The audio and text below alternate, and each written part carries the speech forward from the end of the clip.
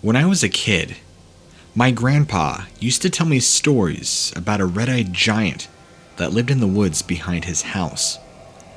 It was one of those things that was both equally fascinating and terrifying. Every time we went to visit, I'd beg him to tell me more. But whilst also being too frightened to ever go into the woods myself, my mom would shake her head and scold him for scaring me, while my dad would stay quiet.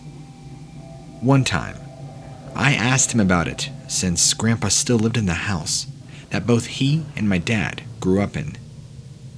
Dad admitted that one time he had seen something in those woods. He hadn't gotten a proper look, as he'd been too scared. But whatever was there behind the trees was real big and real skinny. He didn't remember nothing about red eyes, but he got the distinct feeling that he was being watched. So he never played in those woods again. Once I hit my late teens, Grandpa started to get sick. Then, when I was a junior in my college, he passed away. It was the first time that I had been back to the house for years, having always gone to the hospital. As I stood there in the kitchen, staring out at the huge window into those woods, I had never dared to go into again as a kid. I was filled with the overwhelming urge to do it. I was a man in that point, no longer a kid. I studied the field. There were no such things as red-eyed giants, I thought. So, off I went. I didn't really have a plan at the time, just wanted to walk. I guess I was hit by the beauty of it, and felt remorseful that I have been swayed by childhood fantasies and missed out on years of playing with all this wonderful nature. The further I walked, the more annoyed I began to feel, at myself primarily, for believing such nonsense, at my grandfather for scaring me. I'd conveniently forgotten how I was equally scared and thrilled, and at my dad for the verification. At some point, I just stood there, fuming, grieving, venting. I realized that I did not have a clue where I was, couldn't see the house or even had any idea which direction it was in now. And right on cue, that was when I heard the noises. 'Cause up until that moment, I had been so preoccupied with my own emotions that my senses, I think, were delayed, if that makes sense. What I mean is, I hadn't allowed my ears to notice how quiet it was. Hadn't seen that there were no little critters running around. No birds. Nothing. That, despite being completely out in the open, the air smelled close and damp. The noises seemed to be coming from a very tight cluster of trees. Their branches so tight and entwined, there was not a scrap of light to be seen. It almost looked unnatural. So, I stood there for a moment, contemplating the next move. And that's when I truly saw what my grandfather told me. I guess it would have qualified as a giant to my grandfather and dad, as they were kids when they saw it. It was real tall, that's for sure, but I'd say more like 7 feet. I'm 6'4" myself. It was more length of its limbs. It had long, sickly arms and legs, whereby human arms reach around thigh length. These were abnormal and reached down to the knees. It appeared to be a sickly bleach white, and hairless and naked. Although having clear view, it didn't appear to have any genitalia. Its thin torso was sexless, and looked like it was just skin and bone. No fat or muscle. All of that led to an overly large egg-shaped head, with huge red eyes. It didn't approach me. It just stood staring. One interesting thing to note about its eyes is when I mention red eyes, I'm not talking about your cliché red eyes from monster books or movies, where they have the traditional glowing, unnatural red eyes. These were more kind of like an albino animal's eyes. Or generally, if you look at any albino animal, their eyes are red, but they kind of have a red hue to them. That's how these resembled. Like I said, no glow at all. It was just bizarre. Not freezing up, and not sitting there thinking what to do. I wasn't taking any chances. I ran, and I ran, and I ran. I didn't care if I was 4, 14, or 24. There was this thing in front of me in the woods that my grandfather had told me all about, and at one point actually chose to believe in. So, my dad insisted we sell the house. There was no way he ever wanted to live there again. Not with that thing out there. And after my own experience, I can finally say I believe him. Even though this happened years and years ago, we ended up selling the house, and this story is always one that sticks with me, as one that still bothers me. In fact, sometimes I have a hard time retelling it, because it brings back these memories. I hope it helps you.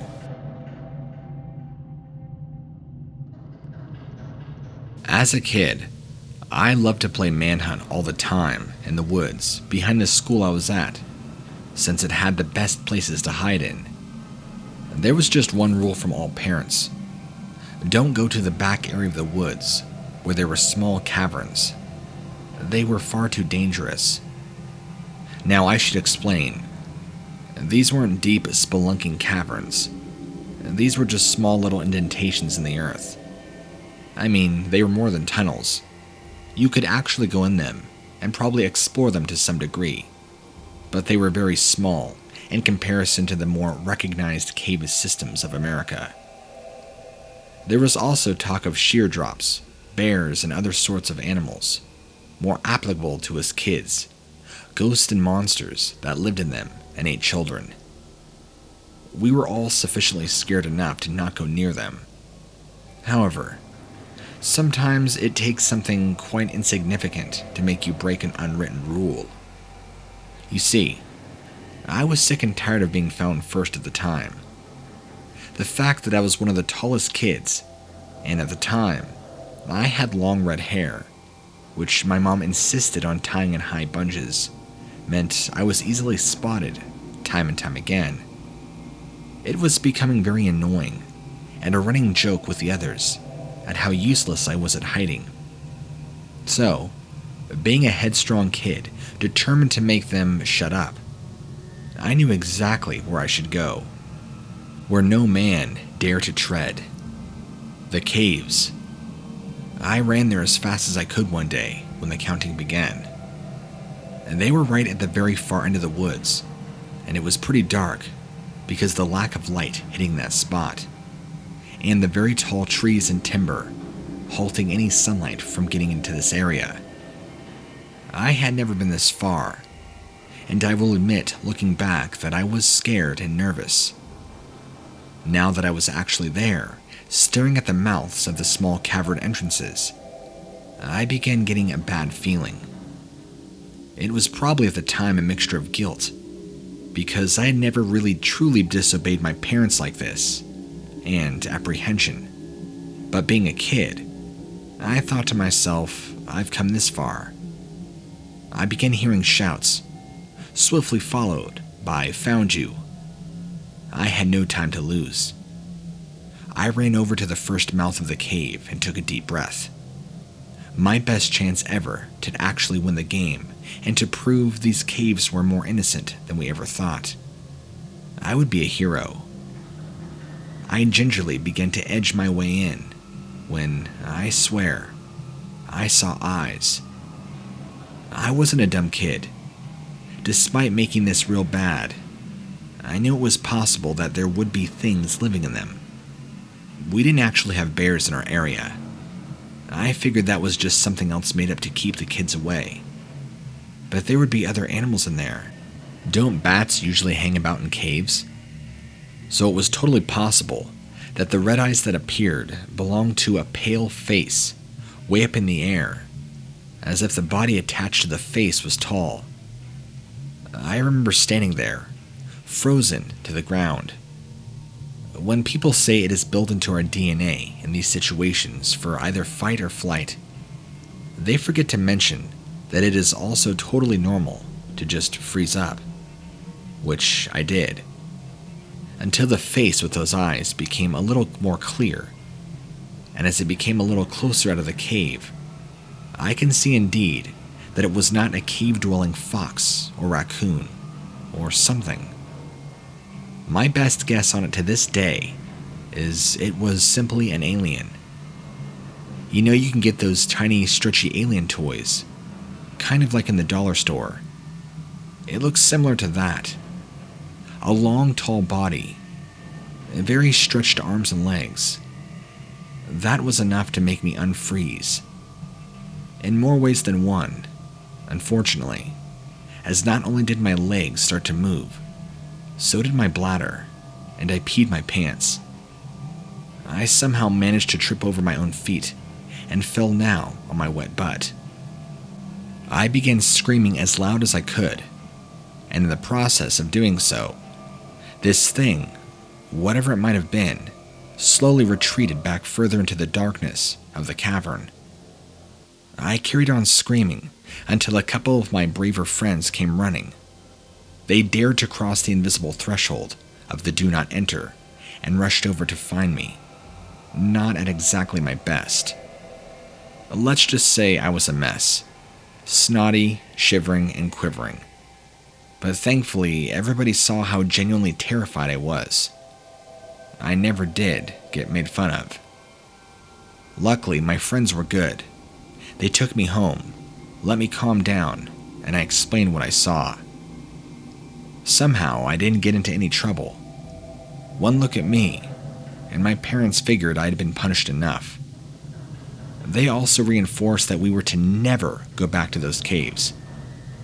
It actually took us a long time to ever even return to those woods, because before then, we played there all the time.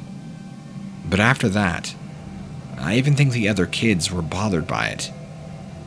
Now, I'm a grown adult with kids of my own, writing this to you. But every so often now, I dream of that tall, pale creature with red eyes lurking in that cave. It still freaks me out.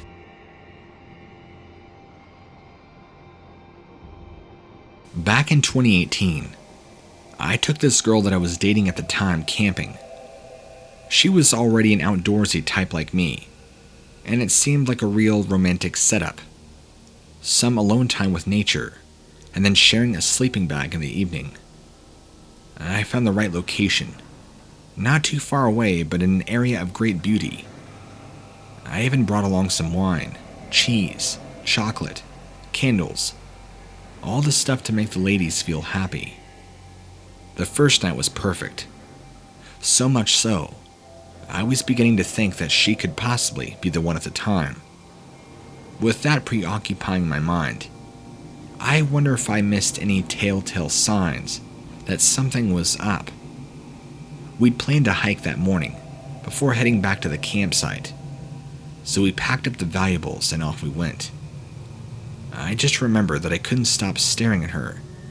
Even after a day and night in the woods, she was still stunning. That might have been why it didn't occur to me at first that there was activity in the trees where we were headed toward. It was actually her who stopped me, pressing a finger to her lips, and whispered.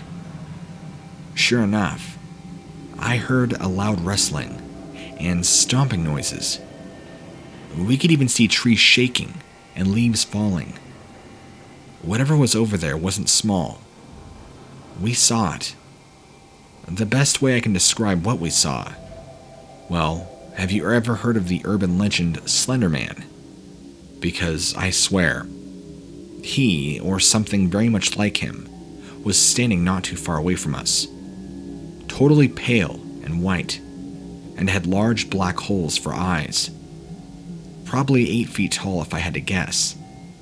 It looked so disproportionate. I have no idea how this thing held itself up. Long skinny legs, longer arms. I began crying, and we both ran all the way back to the campsite.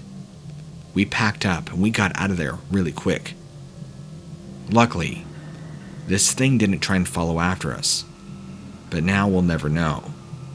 We got out of there so quick, thankfully. So, I told my girlfriend at the time, Slenderman is a real person. It's a real thing. Her and I eventually broke up about 6 months later, due to irreconcilable differences. As a park ranger, I have seen a lot of odd things in my time. We get people that come out here for all sorts of reasons, especially in the camping area when it's off season. I've stumbled across all sorts of weird stuff, but so long as that weird stuff is legal and consensual, if you get my drift, then that's up to them. No judgment.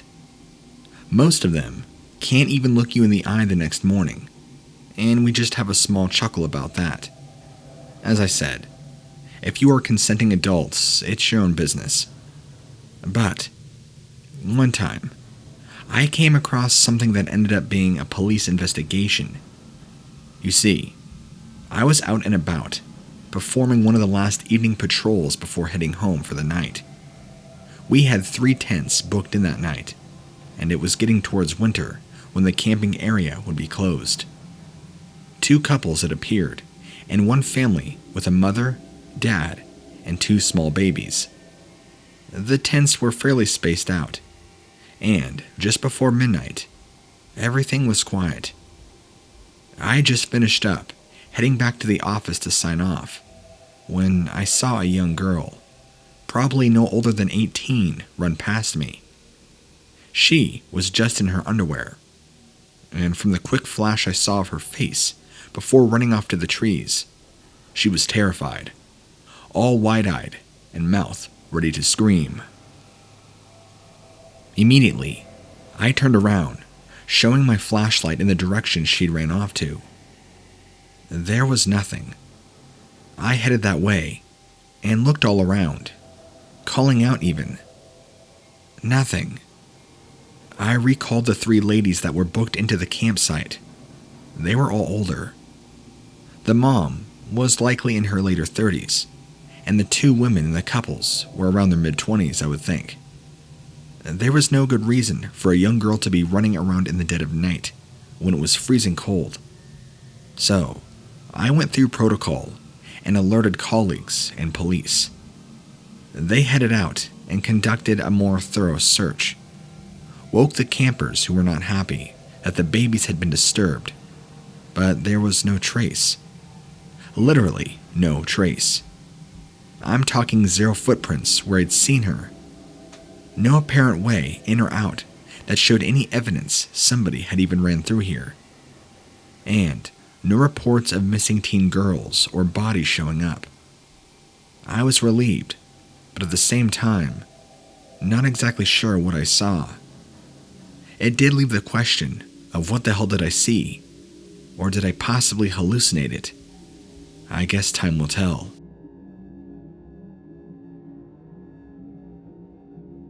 A couple of years ago, I was sat, filing out some paperwork in the office, when a call comes in on the radio, telling me I think I'd better get down here ASAP. I just remember thinking that somehow they must have known I just sat down for a minute with a fresh pot of coffee. But a colleague calls through something like that. You better go check it out. I'm a ranger out in SoCal, and we have a massive expanse of parkland that we look after. So, after jumping in the truck and heading off to the area, one of the rangers had also been checking in on to see what we got. We have an official camping area out here, which is super busy and is ran and looked at and after by a separate team. We don't tend to get involved with that much, but we do, however, find the occasional off-site camper in the woods that we have to remove for their own safety. People, or idiots, don't seem to realize that there is a reason why there is a safe campsite. and although you can hike through designated areas, there is plenty of wildlife out there that would very much like you for an appetizer. So I pull up the truck to the spot my colleague is waiting, and my heart sinks when I see the tents. I was asked if I looked inside, and I can now see my colleague turning a little green. He told me I better take a look.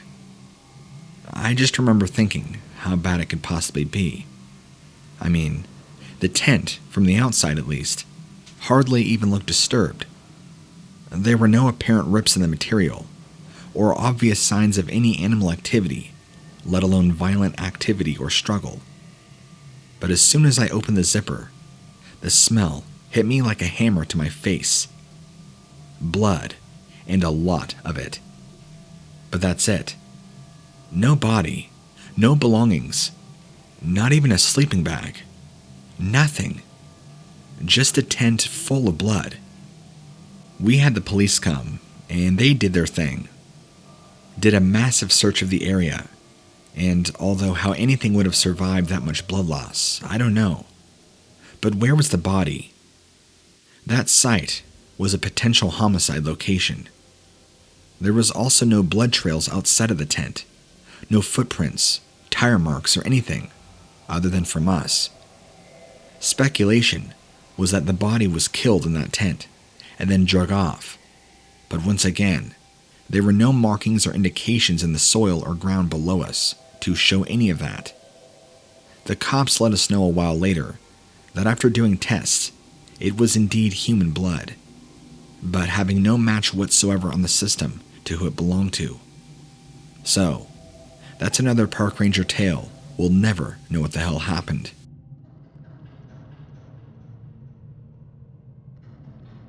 I was working as a ranger this one time when I heard something pretty weird from one of the campers.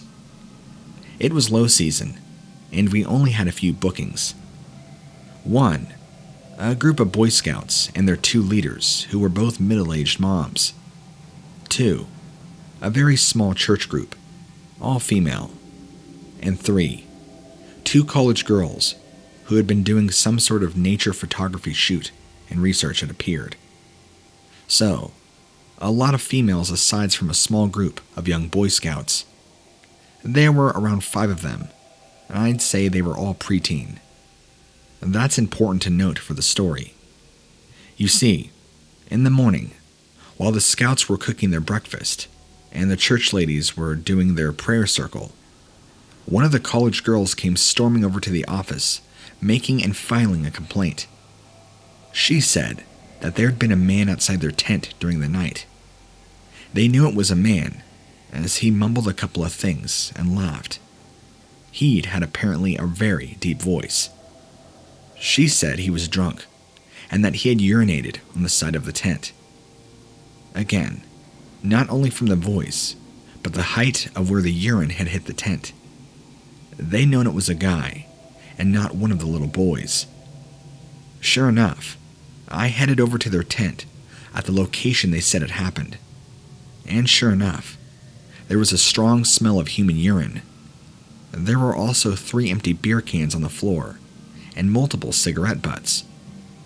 No one on that site claimed to have brought any alcohol with them, and none of them seemed like secret drinkers, and there had been no sight or smell of tobacco. Thing is, our campsite is miles away from anywhere. You would have to drive to get here, and there were no obvious signs of anybody else coming onto or through the site. It was enough to freak everybody out, and they all packed up and left. Can't say I blame them. We kept watch overnight for the next week or so, but never saw anything, and never had any more complaints. Maybe the girls just made the whole thing up. I don't know. It didn't feel like it though. And between the beer cans, cigarettes, and urine smell, it seems like a lot to waste your time on, and a lot of a story to build up. For what?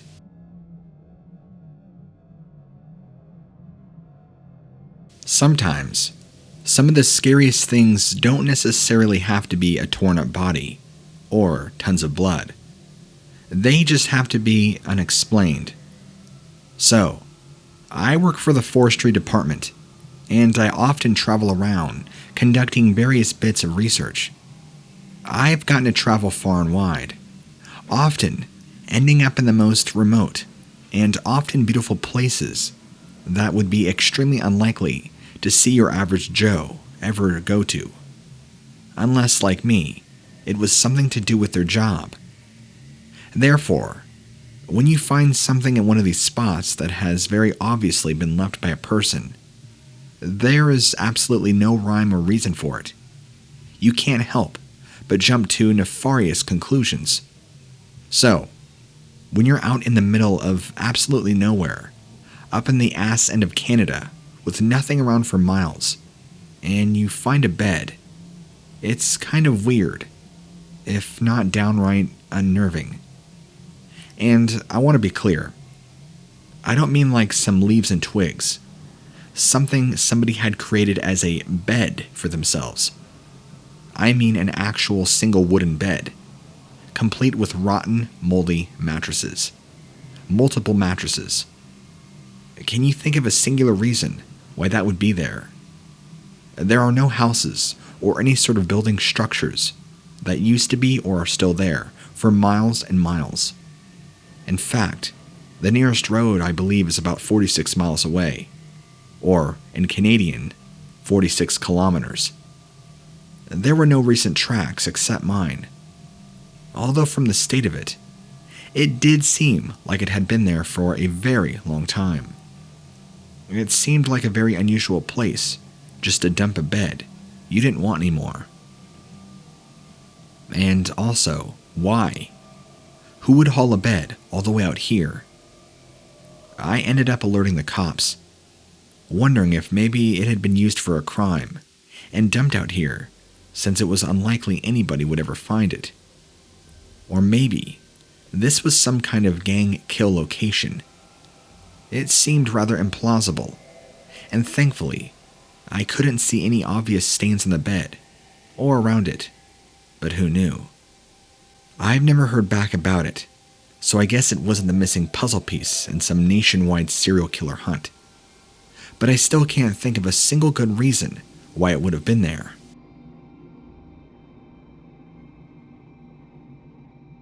One of the scariest things that has ever happened to me occurred while I had to take a bunch of kids from the local church group camping. I was only around 18 at the time, and one of the youth leaders of the group, mainly because it was going to look good on my college manuscript. There was around 10 little kids, me and another youth leader, we'll call her Tammy, and then 2 adults, Mr. and Mrs. Love. That really was their name.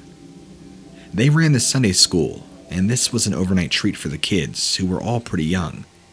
I want to say around 8 to 11. We did all the usual camp stuff until it got to the evening. While roasting s'mores, one of the kids asked for a ghost story, but Mr. Love said he wasn't going to scare them. I guess the Bible is scary enough.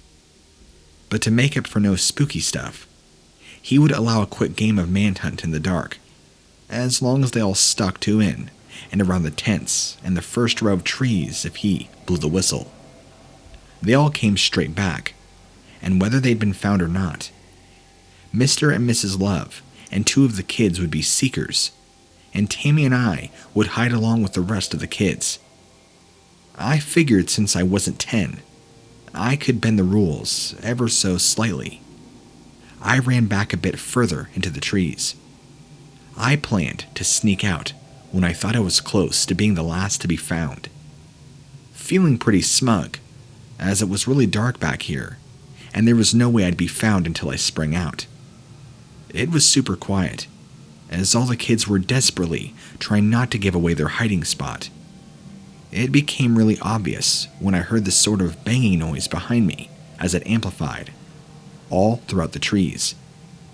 I just remember thinking, I'm going to be given away by a raccoon or something, or a possum. There was some rustling, and then all of a sudden, I was blinded as the thing making the noise flipped on a light. I don't think I've ever been so terrified or screamed so loud in my life. There was a guy who stood behind me, only I couldn't see his face properly, like he had a stocking over it, kind of like how you see in the movies about bank robbers. As soon as I screamed and saw him, he ran. I just stood there screaming until Mr. Love suddenly appeared from the other side and grabbed hold of me, asking what had happened. Was I hurt? He took me back to camp at that point, as I could just speak. I was so scared. When we got there, and this had all taken just a few moments, everybody was back. I told them what I'd seen, and all the kids began crying. The adults knew me well enough to know there was no way I would make something like this up.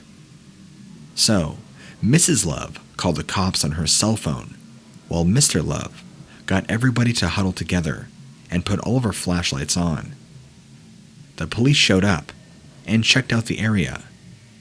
Of course, it was super hard to see anything in the dark, but they checked pretty thoroughly, and I even showed them the exact spot that I had seen the mysterious man.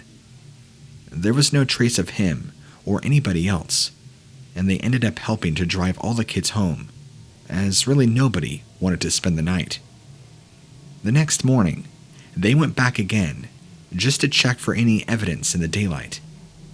Now, they were able to see a ton of weird carvings that had been very recently cut into the trees, and several bullets and other sharp objects found on the floor near to where I had apparently been standing. Had I possibly disturbed a would-be mass murderer? Those are one of the things that will haunt me forever, knowing that I could have been killed. I was a part of a privately funded deep-sea research project that operated on some very unconventional ideas.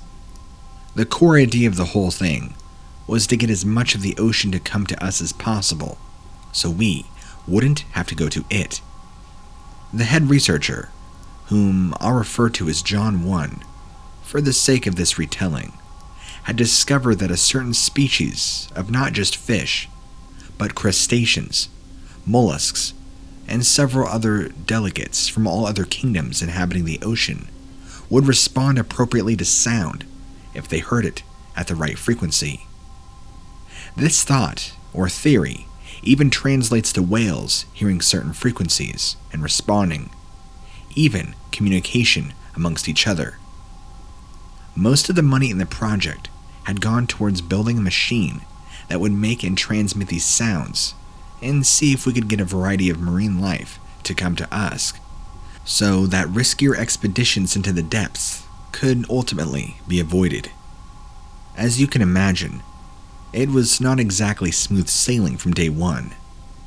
We were basically trying to make an underwater dog whistle, so to speak. We had to figure out what kind of sounds these animals would respond to, let alone frequency, and how to make those sounds in such a way that they could hear them appropriately underwater, and that the sound waves would be transmitted. After around 4 months, we had compiled a general catalog of what species react to which sounds. It would never be a perfect guide. There were too many variables and possibilities. But we had a general idea of what neighborhood of frequency to play if we wanted to attract whales, like I told you, and what spectrum we should be in if we wanted to draw on octopi, and so forth. After nearly a year of research on the familiar, we were ready to make our move where we wanted to be from day one, calling whatever lived in the depths of the ocean. This was unknown territory, because we still didn't know exactly how far our sounds reached. Plus, we just didn't know how sensitive the animals were in those greater depths or to our sounds. The entire ocean floor would be able to hear us, and we'd never know it. Once going to work, remotely guiding a mobile transmitter to an underwater cliff that overlooked a vast inky black gorge, at a depth that the machine would barely withstand. We had scheduled several different blasts of different frequencies for many hours in a row before rotating to a different one. Hours would pass with nothing. At times, we got a few species of fish to investigate. As far as we can tell, none were new. We had to cut the sound broadcast when one burst of sound got us a very large squid that was nearly shimmering with bioluminescence. It was clearly agitated by the sound and was looking to destroy the source of it. It swept in suddenly angry depths for the alarm. That squid also appeared to be a new species.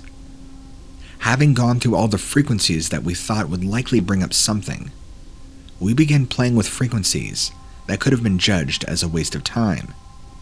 And that's what we thought they were at first. But as the hours went by, without the slightest stirring in the depths, there was one frequency we tried that we kept on for 5 hours straight. And we were about to change it when there was a sign of movement far below our location. Something passed through the lights of our remote unit. I thought it was going to be a dolphin, which, by the way, would have been absurd to see a dolphin at that depth, and alone, since they're usually in pods. But then I saw familiar curves, and then I saw what looked to be hair, and I felt my stomach drop. A humanoid shape of none other than the ugliest, what you would call mermaid, half human, almost half fish, but hideous. I verified with my other teammates in the room with me that we were all seeing the same thing. Its body was varying shades of blue and green. It was disturbing. In fact, I don't know if you've ever seen the footage, but you could probably find it on YouTube or Google. If you find and look for Deep Sea Expedition, Mermaid Puts Hand on Glass. It's pretty common circulating footage, but again, you might have not seen it. In the clip, it shows a deep sea dive expedition. Some sort of humanoid shape put its webbed hand on the glass and swims away. It freaks all the researchers out, and it's clear as day. In that clip, the creature we saw looked nearly identical. Hideous looking, large black eyes, webbed hands, almost half human, half fish. Not at all like fantasy portrays mermaids to be, a beautiful woman with the lower half of a fish. This was on an entirely different scale.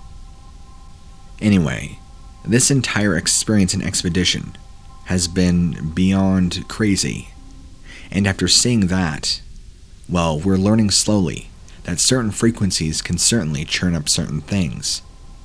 But I'm going to try and keep this short, and although this is slightly disturbing, nobody I can discuss this with will believe me. At least maybe a few people. So, I try to pass this along anonymously. So, for the sake of the story, I'd prefer to keep this and myself anonymous. I hope you enjoyed this. As far as the expedition and the frequency research, they are continuing to do even more things in the deep sea. I'll write back to you if there's anything new and exciting to share.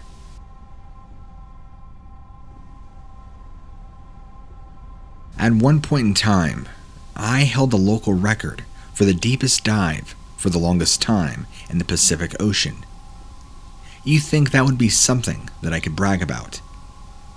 I experienced something while I was down there that has shaken me up badly, to the point that most of my dreams are about reliving that same moment.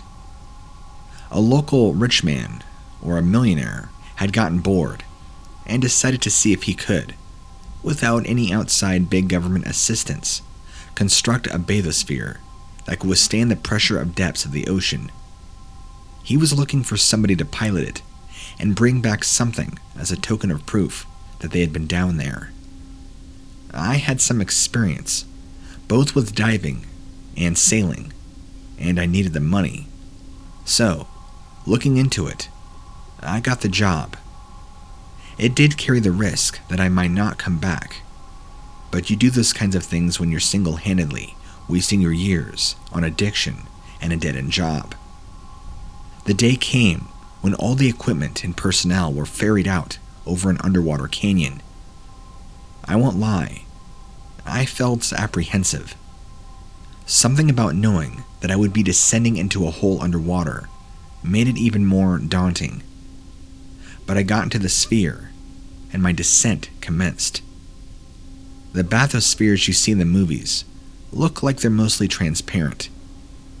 I didn't have the luxury of that kind of visibility, period. It was the only way the thing would be able to withstand the pressure at the depths that I would be descending to. Several different times, I had to steer my way over to a ledge or an outcropping of a rock on my way down. I needed a moment to gather my wits. I could even feel the cold of the water turning the inside to almost refrigerator temperatures. Even with the humming of the electronics, the weight of silence was almost ominous. I made excuses, like I was taking pictures, or I was possibly recalibrating my instruments, or getting my bearings before I continued. Nobody questioned it. I dramatically slowed my descent when the structure began to groan. It didn't really mean anything. It just meant that this structure was adjusting to the pressure. But in my state, it was nerve-wracking. The deeper I went, the more static came to the surface. I touched down on another ledge, and it was at that point that distorted radio chatter let me know I was in the territory of setting records, period, and it was up to me how much further I would go. I felt a brief moment of elation, but it was instantly turned to terror when I heard an outside noise.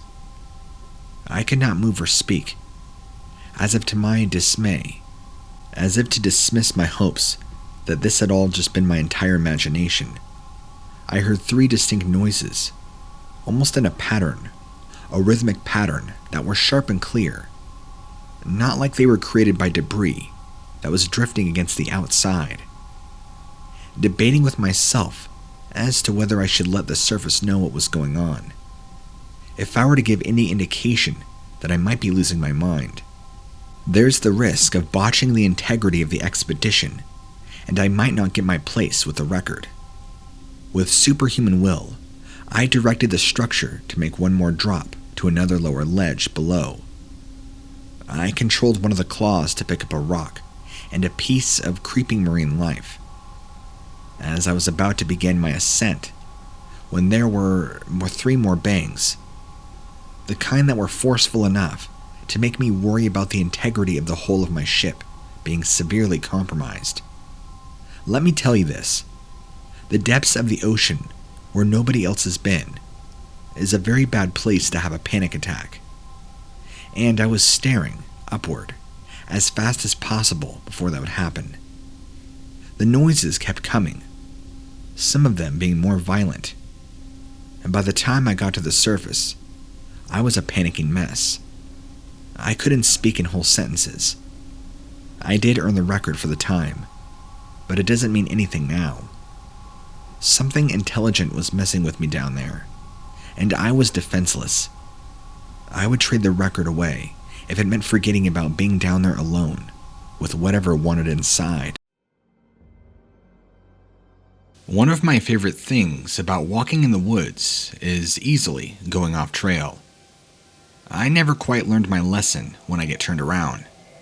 And normally, this isn't an issue, since most of the woods around here don't amount to much more than clusters of trees.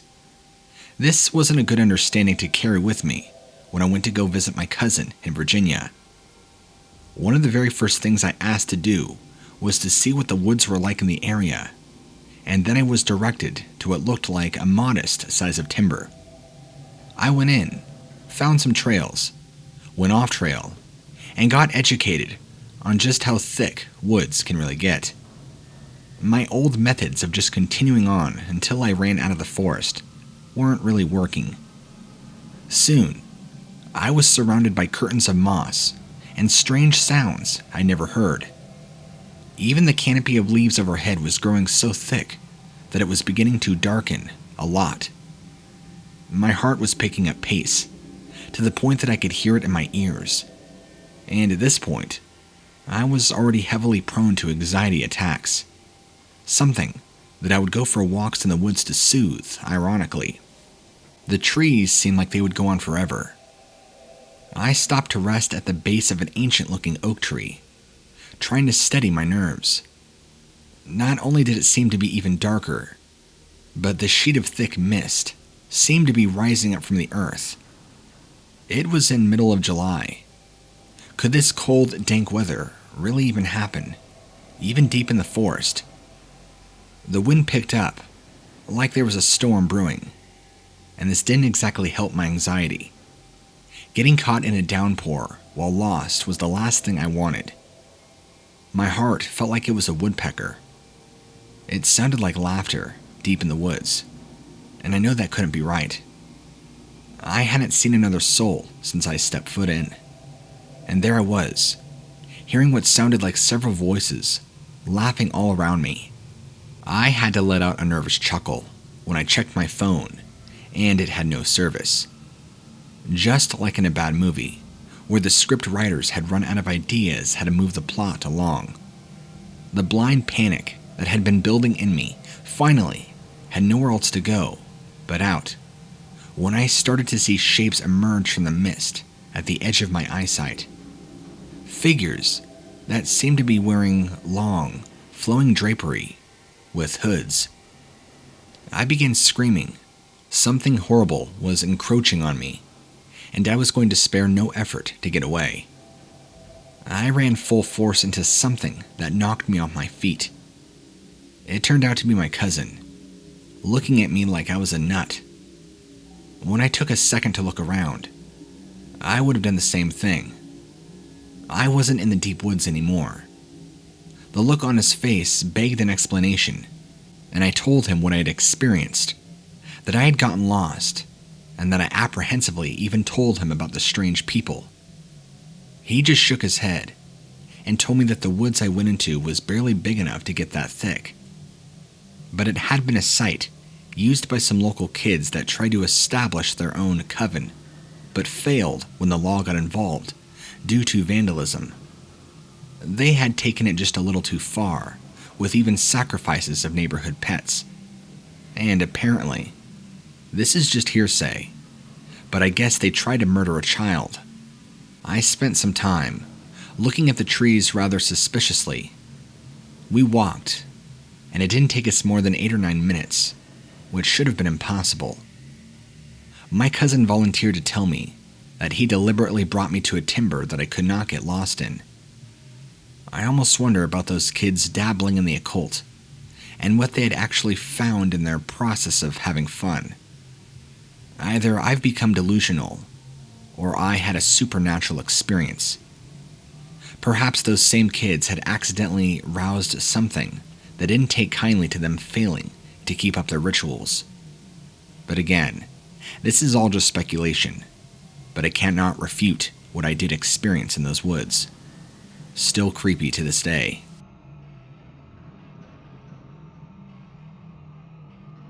I will never forget this place I discovered while out on a solo hiking trip. I was way up in the mountains, and I had not seen another human in nearly a week.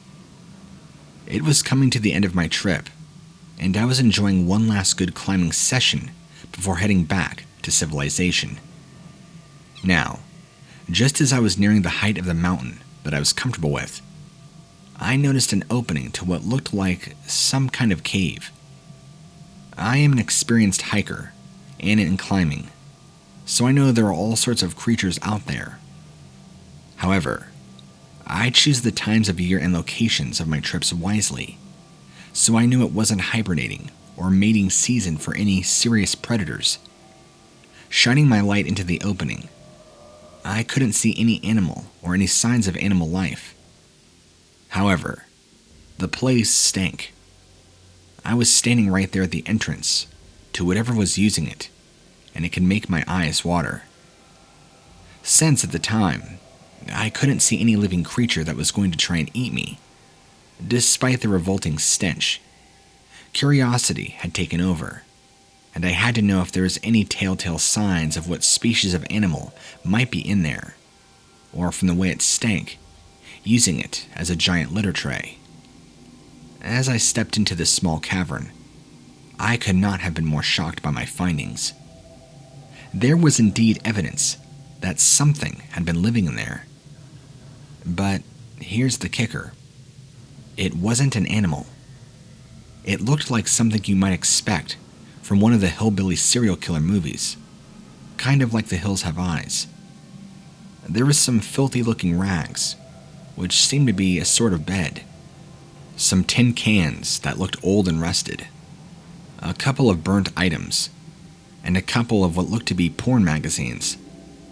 And worst of all, something that looked very much like bones, large bones. I don't know if a hiker myself went up there, got injured and could not contact anybody, so they crawled into that cave and just lived up there for a bit, until they were maybe rescued, or died. Or was this the home of some messed up mountain man who killed hikers and ate them? I can tell you one thing. I have never gotten down a mountain so fast in my life. I was out there for almost a week, and I never saw or sensed anything or anyone out there with me. Not even once. But it did make me wonder if this was some experienced hunter who was just waiting for me to make a fatal mistake. As far as the bones go, no, I didn't see a skull or any kind of rib cage, and it's not like I encountered a full human skeleton. They were just large bones. I don't think they were from a large animal. They did look human, but I didn't take time to thoroughly observe them. Anyway, that's one of my creepy encounters while out hiking solo.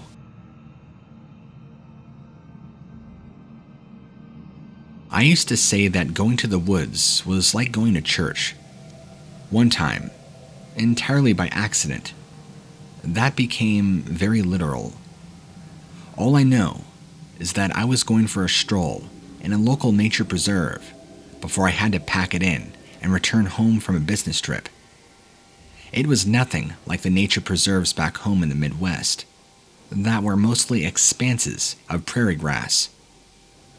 The preserve in question was super densely packed woods, where being scrawny was almost a requirement, just for movement inside the thicket. And I barely qualified, I feel. I was getting a head rush over the super clean and fragrant air when I saw something among the upper levels of the trees that actually was not a tree. It looked to be something made of cobblestone. Squeezing my way closer, it turned out to be the stone husk of what was left of some kind of church. I literally felt the thrill of archaeology go through me. The place that I'd found looked and felt like it was older than time, but its surviving features had the air markings of Christian construction. I couldn't really tell exactly much more other than that. I stepped into what must have been a sanctuary. Some wooden rafters, consisting of entire logs that were still stretched out overhead, just kind of like broken ribs, but they were being held up by growing vines and woody tendrils. Where an altar should have been, there was a statue that I barely recognized as the Virgin Mary, apparently set up as a shrine. The statue was so worn with time and weather that the face was barely even discernible. There was something very off-putting about it, though. The eye sockets appeared a little too empty, and the mouth crooked. I don't know if it was by erosion or what. It looked so decayed and diseased. My Catholic upbringing moved me to pray at this image so that I could acknowledge before God that this figure of Our Lady was as legitimate as any other. No sooner had I finished my prayer, fat yellow maggots began pouring out of the face, and there was a slight scratch of stone chipping, and the statue's mouth burst open to allow more maggots to flow. My mind was grasping at the sort of rational explanation. I don't know. Maybe they weren't maggots, possibly termites.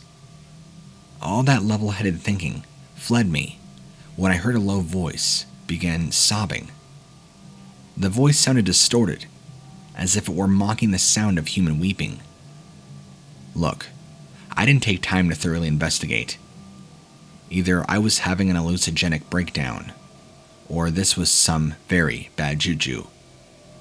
I didn't want any part of this at all, and I got out of there as soon as I could. I now have frequent, reoccurring nightmares of that old church, as if that maggot-spewing statue, or whatever it was, made an effort to follow me, even in my dreams. Still, hands down, one of the most disturbing things I've ever found while hiking or being out in the woods. I have a husky. He is huge, and we have to be careful, as he doesn't really like, well, anything or anyone, except us. He can easily put his paws on my shoulder, and has accidentally knocked my wife over before trying to give her a cuddle. To us, he's a baby. He might nearly suffocate us when he wants to sit on the couch with us, but I'm confident he would never harm us. He's too protective. He can't be in the yard when the mail comes. He goes nuts if somebody knocks on the door. Honestly, you get the picture. We are responsible owners, though. He very rarely comes off his leash, unless we are somewhere with no one else around. Which was why he was able to run when we took him into some thick woods a short drive away. He was having a great time, sniffing and peeing, as dogs seem to do, and I heard him make a noise I never heard. The dog that will growl and bark at anything, no matter how big or scary. I have never heard him whine or whimper. Not like this. So we ran over towards the trees he'd gone into, thinking he must have ran into some thicket and got hurt, or some briar. And we find him on the floor shaking, tail between his legs, whining, full submission and fear.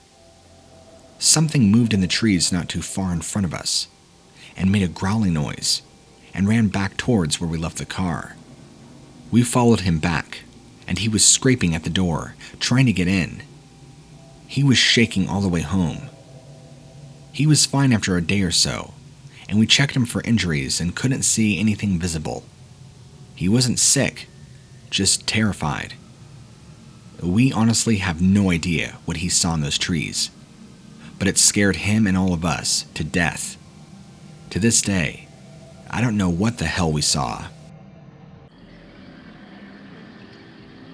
I was gathering water from a river for testing, to see what levels of runoff had been like.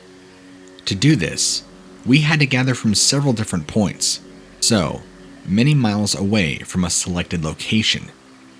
One of those mile markers along the river took me into a patch of woods that grew pretty dense, as far as Michigan woodland goes. I was packing up the tube full of water samples when I looked up and saw something very out of place in the landscape. In the thick growth of the trees, I saw something that looked round, but not perfectly spherical, like an oversized pear suspended off the ground. I looked around, and there was nobody observing me. The rest of the team was having a coffee break as they waited for me to finish up what I was doing. So, I decided that I could steal 5 minutes to take a closer look at this strange object. I had to climb to a steep bank to get up to where I saw this oddity. Upon closer inspection, it looked like a gigantic gourd that had been hollowed out and mashed in with branches of the trees. It was very much in the family of a paper wasp or a mud dauber's nest, but the scale of it was ridiculous. Something that huge, the size of a military tank, had to have been constructed by something that also was big. My mind was filled with pictures of the so-called murder hornets that have been making news on and off, but I knew hornets weren't big enough to make something like that. Immediately, I was pulled from my thoughts by an eruption of something from the river down below. A figure had emerged that I would have mistaken for a crocodile any other day from a distance, but this thing was even bigger. Stranger yet, it walked on 2 legs, and it had a very, very husky build. It caught sight of me, and its tail began lashing like a cat's. I made a mental connection between its reaction and the object I was investigating. I got out my little pink taser just in case. I had no idea if it would be any good. I began backing away from the nest, or whatever it was, away from the edge of the bank where the main lizard thing would surely appear. It did not disappoint. It looked every bit like an angry parent. I held my taser out, and it suddenly felt very small in my hand. The creature looking much taller when it stood on the same level as I. I kept backing up slowly, my taser extended, trying to get across that I didn't want any trouble, but that I was also capable of defending myself if need be. It looked as though it were going to let me leave as it stood and stared for a very long time. But something inside of it snapped, and it appeared to charge me with its mouth full, open wide. The split second of being rushed was the single most terrifying instance of my life. My taser popped and crackled, and my world went blurry for half a second. The business end of the taser had done its job, and for the briefest of moments, this creature had touched me, and when you tase an attacker that's touching you, you also tase yourself. The disorientation didn't last long, but the fear was still tearing through my body.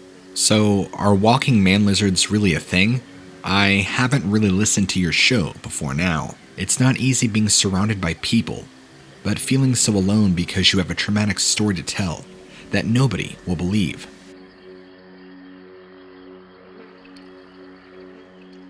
I signed up to be an archaeological assistant.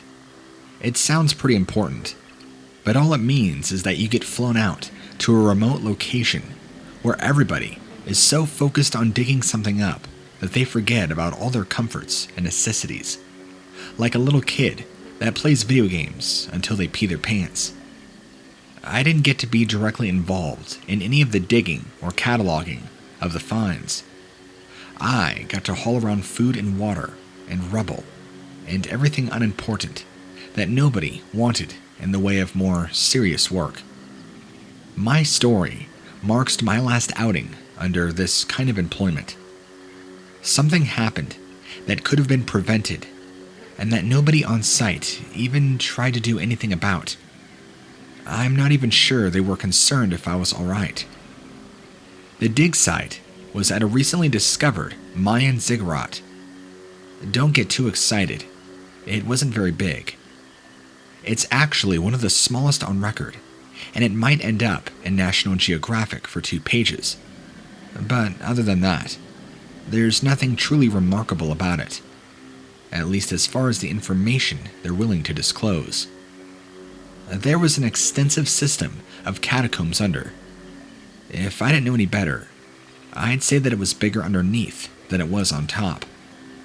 It was also very dark, and this team had not come prepared for extensive lighting, which was ridiculous, because the underground work was where most of their efforts began to take place. I'm quietly claustrophobic, and more than a little afraid of the dark. When I signed up under the impression that I'd be mostly working outside, and it's probably what they had in mind at the same time too. But with the discovery of the catacombs underneath, my job description began to receive radical revisions. I kept getting called underground to be removing large chunks of rubble and dirt, and other things that nobody else wanted to deal with. Basically a glorified pack mule. Going underground to take care of those little projects was kind of like holding my breath to go underwater to retrieve something. It was just too intense. I had to be continuously pacing myself, and this made my supervisors agitated. It was when I got called underground to a smaller chamber that took a little too long to reach. I started to become undone. The way to do this little chamber was extremely poorly lit, and I stubbed my foot hard more than once. I actually got there at some point or another, and a supervisor told me to take care of all the rocks that were in the way. We weren't allowed to use any lighting that wasn't provided, but I went ahead and used my cell phone and lit up the area. I found that the rocks I supposed to be hauling out looked nothing like rocks. They resembled eggs, most of them near the size of beach balls and encrusted with all manners of dirt and slime and other liquid I was afraid to identify. I did voice my concern, and my superiors told me to just shut up and do my job. That's what the moment I should have walked out, but realistically, there was nowhere to go after this. I began hauling the eggs out in the open, above ground. I had to pace myself. The darkness was just too much, and the overall creep factor of these eggs was rather high. It was when I had carried the last of the eggs top of the ground that there was a piercing scream from the entrance. Everybody turned to see one of the archaeologists, scrambling, when something appeared to grab him from behind and drag him back in. Everybody had looked at each other, and even I could almost feel it, what they were thinking. Only one of the people on site was armed, the one designated as a security guard, which, incidentally, was a person who looked like he had never actually used a gun in his life. He did a great deal of waffling, while whatever was underneath came flying outside and mauled 2 or 3 more of us. To give it a best description, it as a crocodile would be grossly inaccurate. It had similarities, but his head was very round, and its mouth was short compared to something like a crocodile. Its body was more round, almost like you described somebody that was heavy set. The eyes were proportionately huge compared to the rest of the head. Think stereotypical aliens. Give that mental image a reptilian cast, and then you have the head structure of this thing, minus the smaller, frailer body. By the time the guard had his gun out and had the nerve to take a shot, he was already being charged and several bodies littered to the ground. I never experienced a bloodbath before in my life, but I wonder if this is anything close to how soldiers feel in combat. I can remember that the first few shots staggered it. One bullet, thankfully, hit it in its head, and surprisingly, it didn't kill it. There was a strange crunching sound. All the eggs, at least the ones around us, were beginning to crack open. I had no idea what to even do at that point. My experience with the entire situation was as fascinating as it was traumatic. Even now, as I'm typing this up for you, all those years later, it's making me shake and shiver, and my keyboarding is suffering for it. As you might have suspected, all the evidence of the monster and what had happened was covered up, probably due to liability more than anything else. I don't think the job had any connection to the government, so it's not like there was a controlled effort to cover up the existence of the species. I don't know if this would be classified as reptilian or what. All the reptilians I've ever heard about are supposedly shape-shifting, scheming demons that are trying to, better yet, manipulate the human race. This felt more like encountering a gorilla than anything else. I do say that most of the cryptid encounters that I have ever heard about seem to involve the woods, or driving, or being at least somewhere pretty far away from your own house. And I guess that is because most of these creatures live in places like the woods and hidden in caves to keep away from people. That is why they are such a mystery. My story is a bit different, because when I saw a cryptid, and I have no idea what exactly it was, it stood outside my very front door. Backtracking just a little, I live in a pretty rural area where you have to drive to your neighbor. It's not like I'm in an apartment block in New York or anything. We're surrounded by agriculture and farmland, so pretty huge fields and lots of trees. Plenty of places for something like my visitor to love without ever being seen. The kids had stayed really late in school for various practice, and my husband had driven into town to pick them up. He was going to take them out, so I had the place to myself for a bit. At the time, I was in the kitchen making lunch when I heard a sound outside. It sounded like a banging up against the front house. I thought that was unusual. It was dark, and too dark for anybody to be out there, at least unnoticed. My dog began growling. Not barking, just growling, which is odd, because usually, whenever there is somebody, he goes nuts. I yelled that I'm coming, assuming that it was somebody out front. Not really sure, or adding up in my mind that everything was too off. I did have a good sense to check the people before I opened the door, just to make sure there wasn't a masked gunman or anything. But when I looked out, no one. Nada. Nothing. There was nobody there. Now that was odd. The dog who would usually be at my feet, trying to sick whoever was there, was still in the kitchen, growling and whining, alternating between the two. Against my better judgment and my gut instinct, I opened the door. The porch light was on, but apart from that, it was practically pitch black. I don't know why, but instead of just closing the door and walking away, back to the safety of the kitchen, I heard myself calling out. There was rustling, and then this creature appeared. I don't think I was frightened immediately, more shocked, and also a notion of disbelief. The thing coming toward me was in no way human. My mind made that out pretty quickly, but it wasn't like any animal I have ever seen. It was grayish in color, and appeared to be covered in some thick, strange hair. It walked on two legs like a man, but its feet were cloven.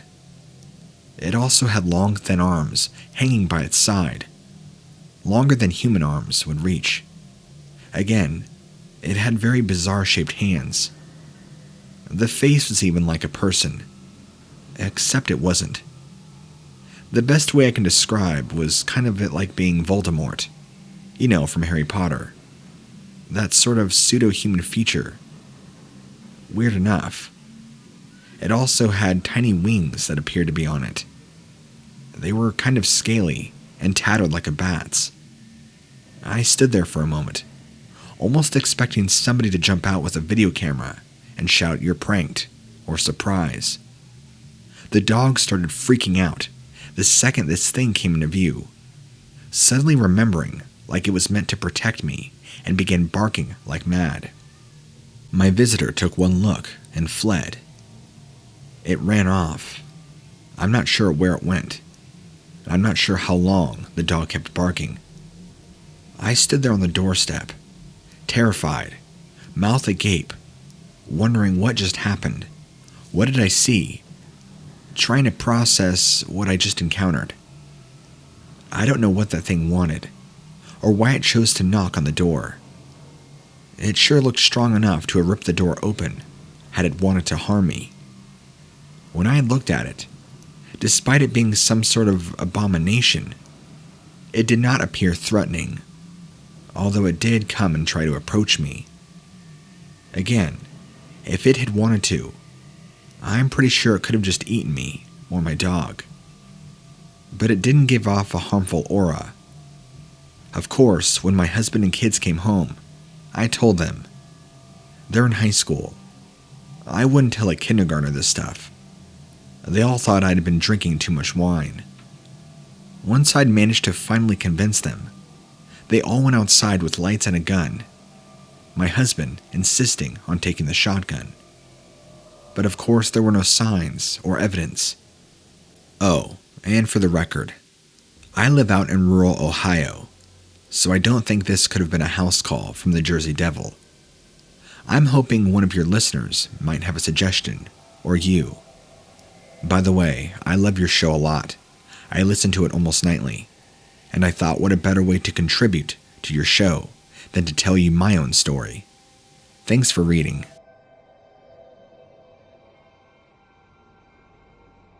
I run a pet walking service, And most of the time, especially when I have more than just a couple, I take them to the doggy park, or just somewhere where I can easily keep them on the leash, and I remain in control.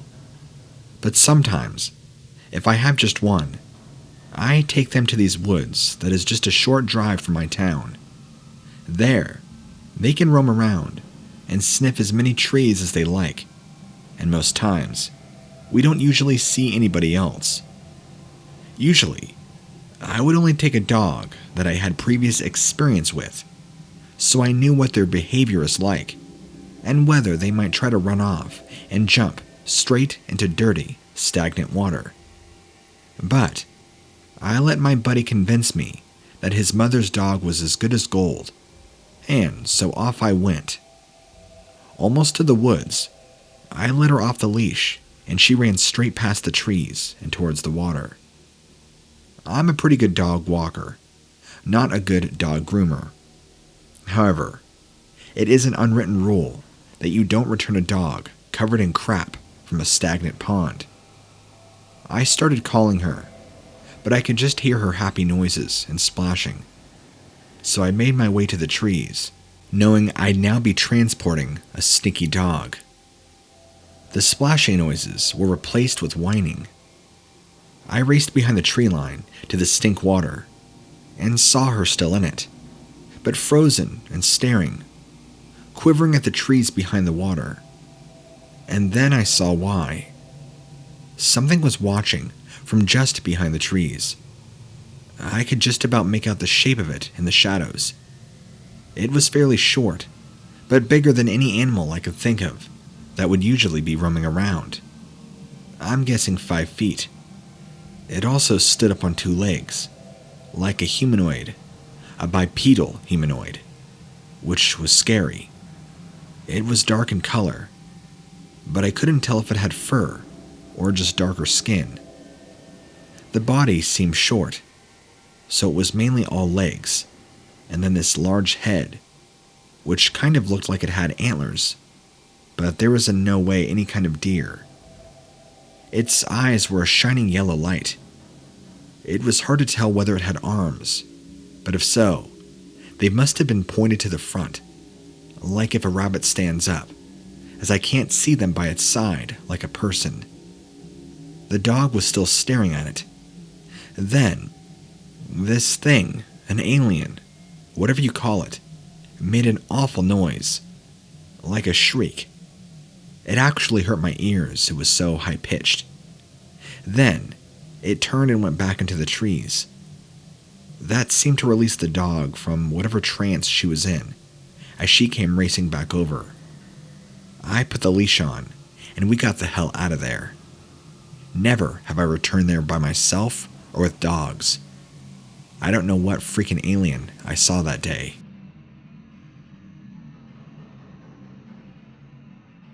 One night, I was out with some buddies, and we were just driving around. When you live in a small town, there isn't much to do other than hang out with each other, visit coffee shops, and goof off. It was too cold to just hang out in one of the parking lots, or even outside 7-Eleven. So we hopped in the car, cranked on some music, and off we went. We just liked driving around. We didn't have much of a plan where to actually go, and of course before long, we needed gas. There had been this rumor going around about a road towards the edge of town, where sometimes, supposedly, if you caught it just right, you could see the Hollow Man. Apparently, he'd been dubbed that as he was real tall, but super skinny too, like as if he was hollow on the inside. Then, there was all sorts of BS floating about, with rules as to when and how you could see him. Like it had to be a full moon, or you had to be a virgin, or, according to one of the football players, you had to like partying and hooking up. But I think that was only him. We were pretty close to the road now, so it seemed like the perfect idea to go and park. We'd still get to hang out. We'd been saving gas, and we might have seen a chance on seeing this thing. There were 4 of us in the car at the time, all us guys, and none of us remotely believed for one moment that there really was somebody who appeared in the road. After all, I was convinced it was total BS, and no doubt actually made up by one of the jocks, probably to impress girls. So we sat there, listening to some metal. My phone was still playing some classic Guns N' Roses, as we all just sat there, no one daring for a minute or two to move or say anything.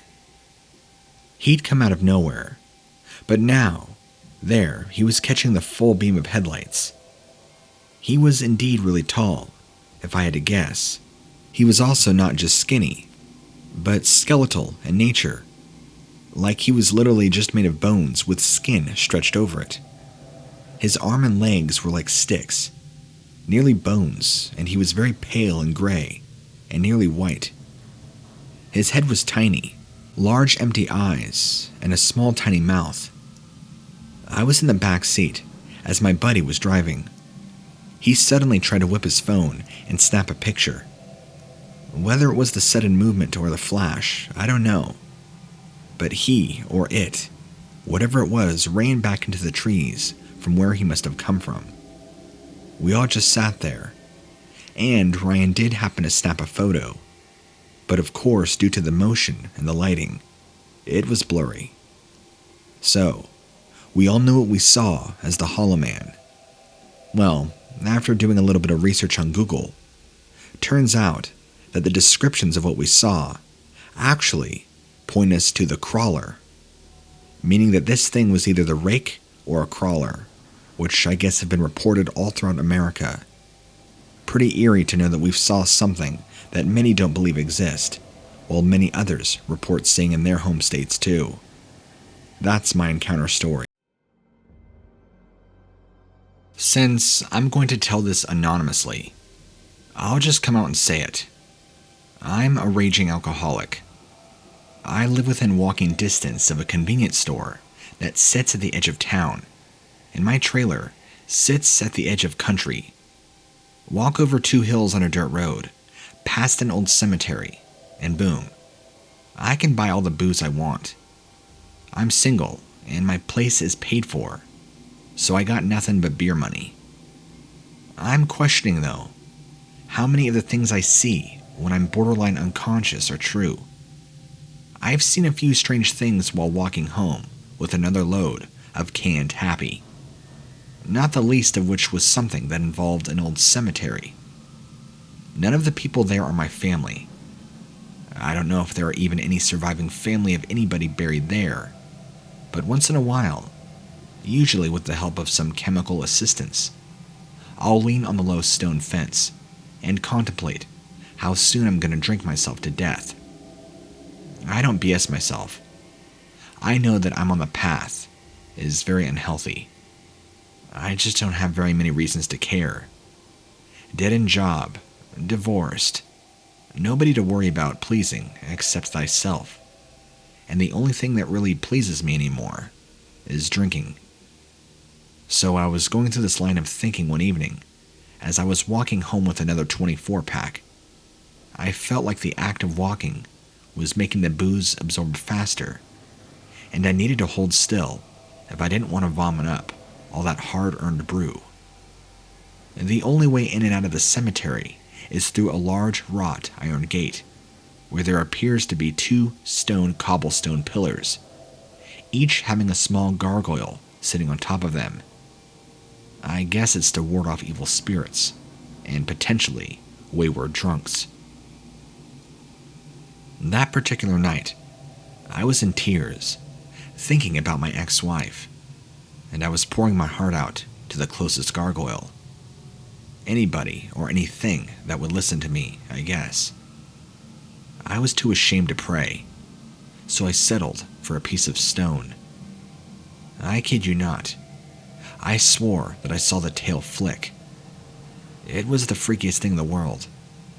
I stared and waited for it to do it again, but it wouldn't.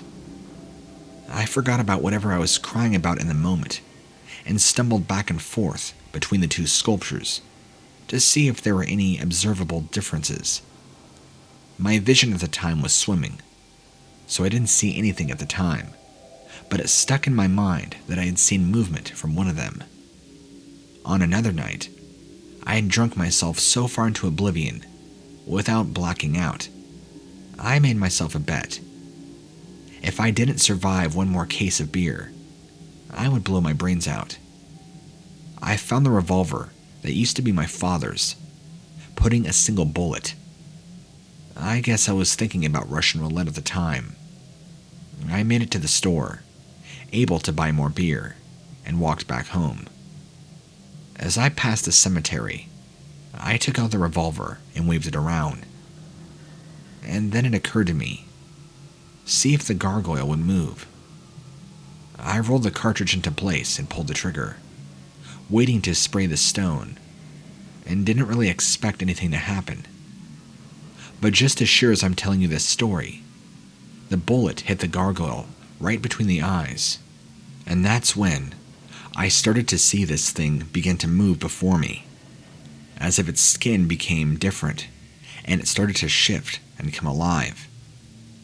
Terrified, I ran for my life. That night, I tried to turn things around, throw away the gun, throw away the beer, and live my life differently. I knew I was intoxicated, or at least to a degree, but there's no amount of drunk that can make you see that. In fact, witnessing that sobered me up pretty quick, and it terrified me.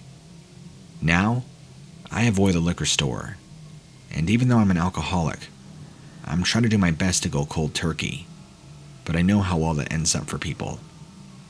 I don't go anywhere near that cemetery now. Was it a freak act of my imagination? Possibly. Or did I truly see something beyond this realm of world?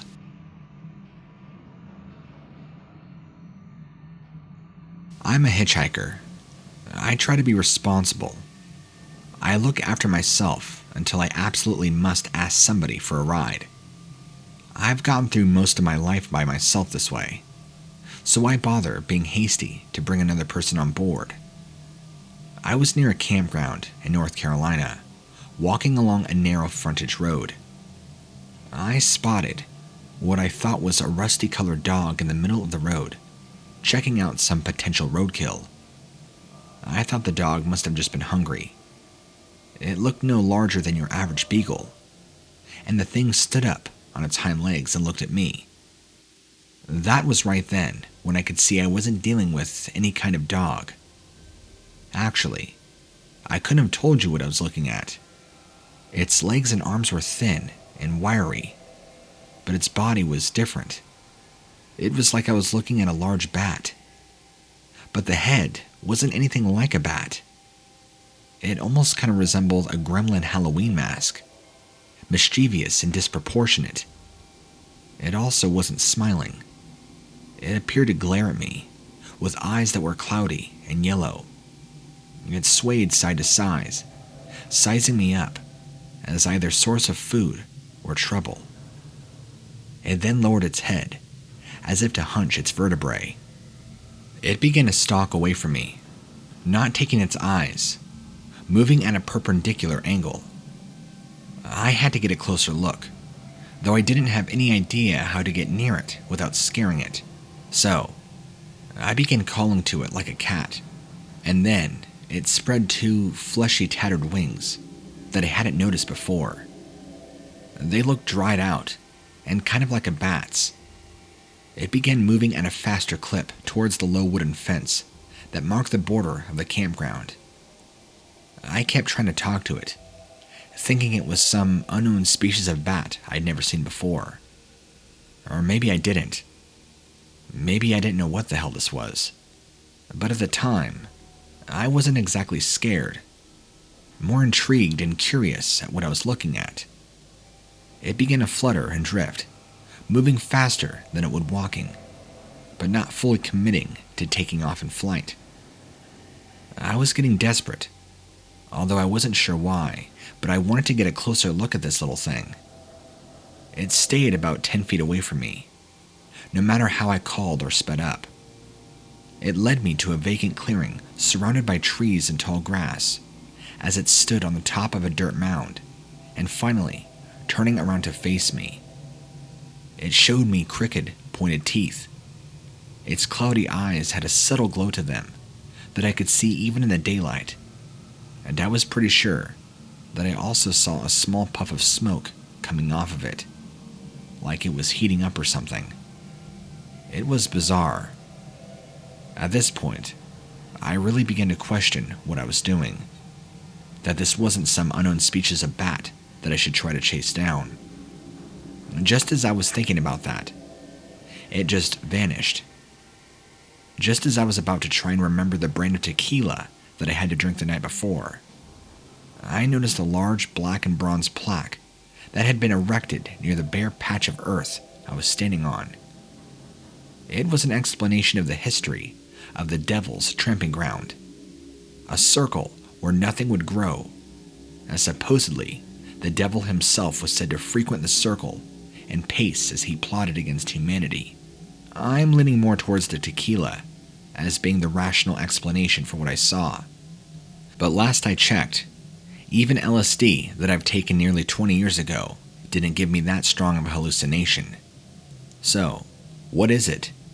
Did I really have an encounter with some sort of demon? Could this have truly been the devil's messenger? What's your take on it?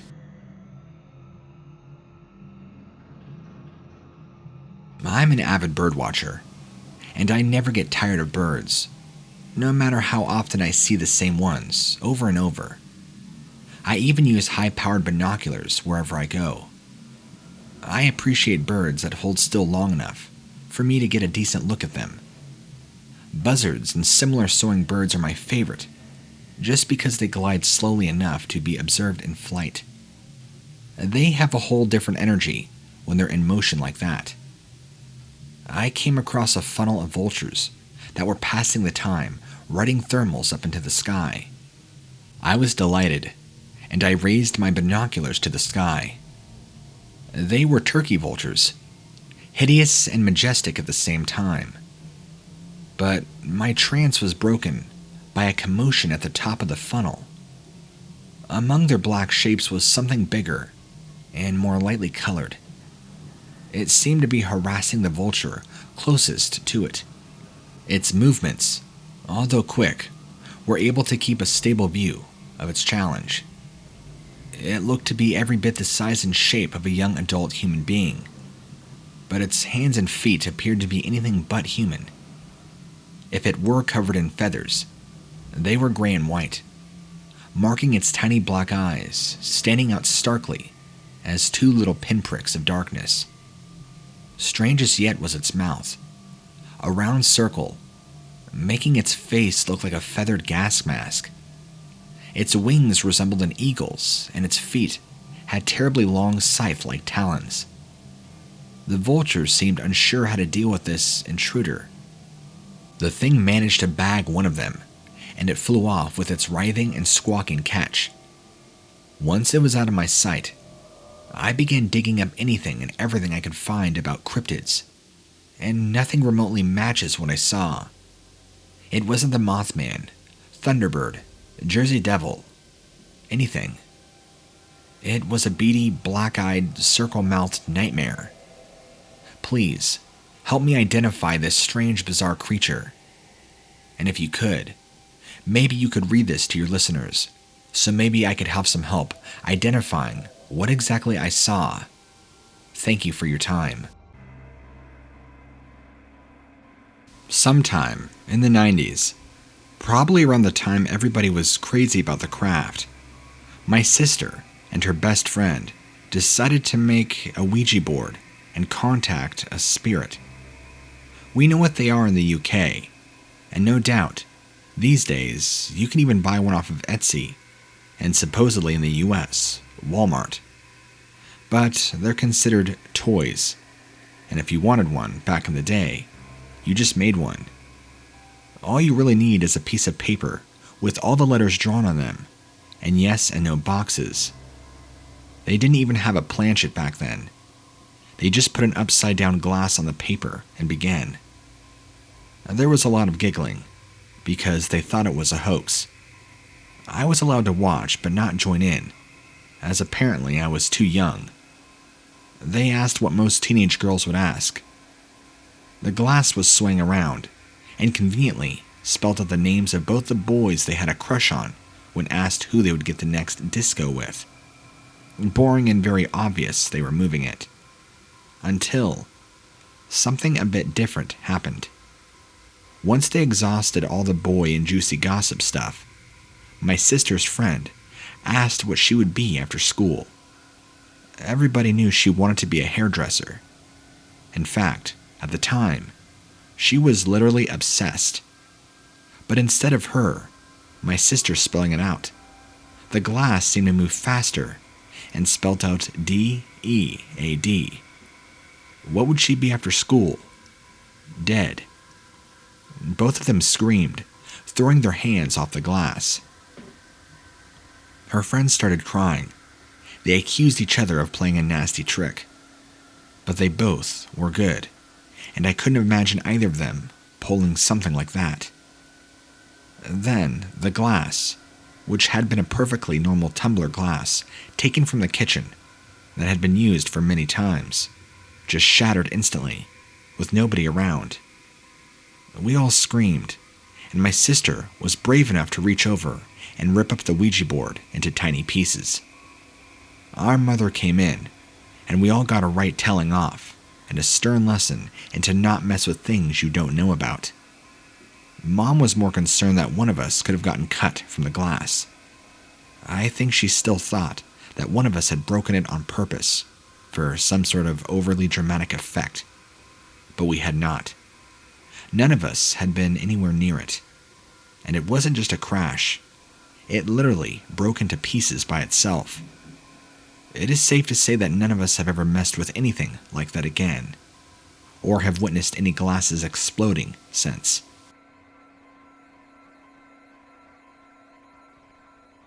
When I was in college, I had this roommate. We'll call her Alice. She was a really goody-goody two-shoe type person. You know, didn't go to parties, studied all the time, was morbidly obsessed with her grades more than her social life. In fact, I can't even recall her ever bringing a guy back. But she didn't preach at me and always obeyed the sock on the door rule, so we got along fine. In fact, we were actually pretty close, and before a test, it really paid off. As one night, I had a pre-law test the next day. Instead of finding a party somewhere, I found myself in the room with Alice, studying and reading my book. She was hoping to go to med school, so we both sat there in silence for a few hours, just the click of our pens and turning our pages to be heard. All of a sudden, she gets up, reaches under her bed, and pulls out a Ouija board. I'm telling you, I don't think I have ever been more surprised in my life. We never really had discussed religion, but I guess I presumed because she abstained from anything fun, that she must be maybe Catholic or something. And now here she was, with her very own spirit board. I just sat watching as she got it out, put her fingers on the planchet, and cool as ice, asked if she would pass her biology test tomorrow. The damn thing shot across to yes. She was about to pack it away, when I somehow managed to pull myself out of my initial shock, asking her, "Can I have a go?" In her defense, she looked like it was the last thing she wanted. She said she wasn't sure, that nobody else had ever used it. I'm a pro at wearing people down, and before long, the board was on my bed, and my fingers on the planchet. I didn't believe for a second it would really move. So I asked, will I hook up with this guy this weekend? Come on, I wasn't wasting my question on a test when there was a possibility of getting with a hot football player.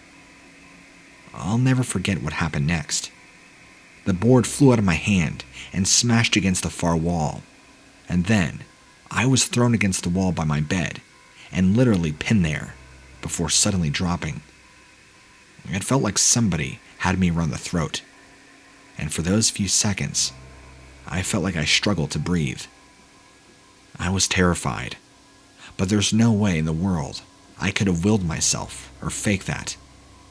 Alice too was terrified, and after that, she quickly got rid of the board. We never spoke about it again.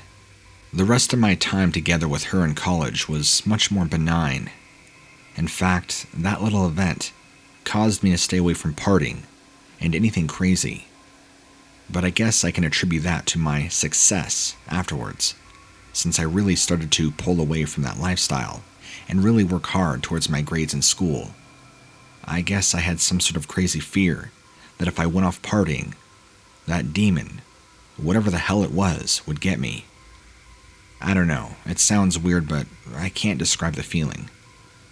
Anyway, that's my Ouija board story. My aunt had bought my little sister a Ouija board for Christmas one year. That'll probably tell you a few things about her. She didn't quite share the religious convictions that our parents did. I don't know if it was because she did really think her own thing, or she thought they were interesting, or possibly the fact that she, on her own, practiced witchcraft. It wasn't your typical cheap glow-in-the-dark or spooky Ouija board either. The thing was all kind of funky looking, pastel colors, art that looked like rainbows, and candy, reminiscent of Lisa Frank in the 90s. It was clearly designed to appeal to little girls. I didn't even know if my little sister understood what a Ouija board was. My little sister wouldn't let the board out of her sight, and Mom made no move to confront her over it. Perhaps she resigned her idea that as long as my little sister never actually used it, or used it in the way it was designed, then maybe she wouldn't have anything to worry about. At the time, my little sis was only 6, so I tried to some smoke and mirrors that day when she wanted me to show her how to play the game. I brushed off her request several times in a row, saying that I would do it later, hoping she would forget. But she never did, and eventually got upset that I keep putting it off.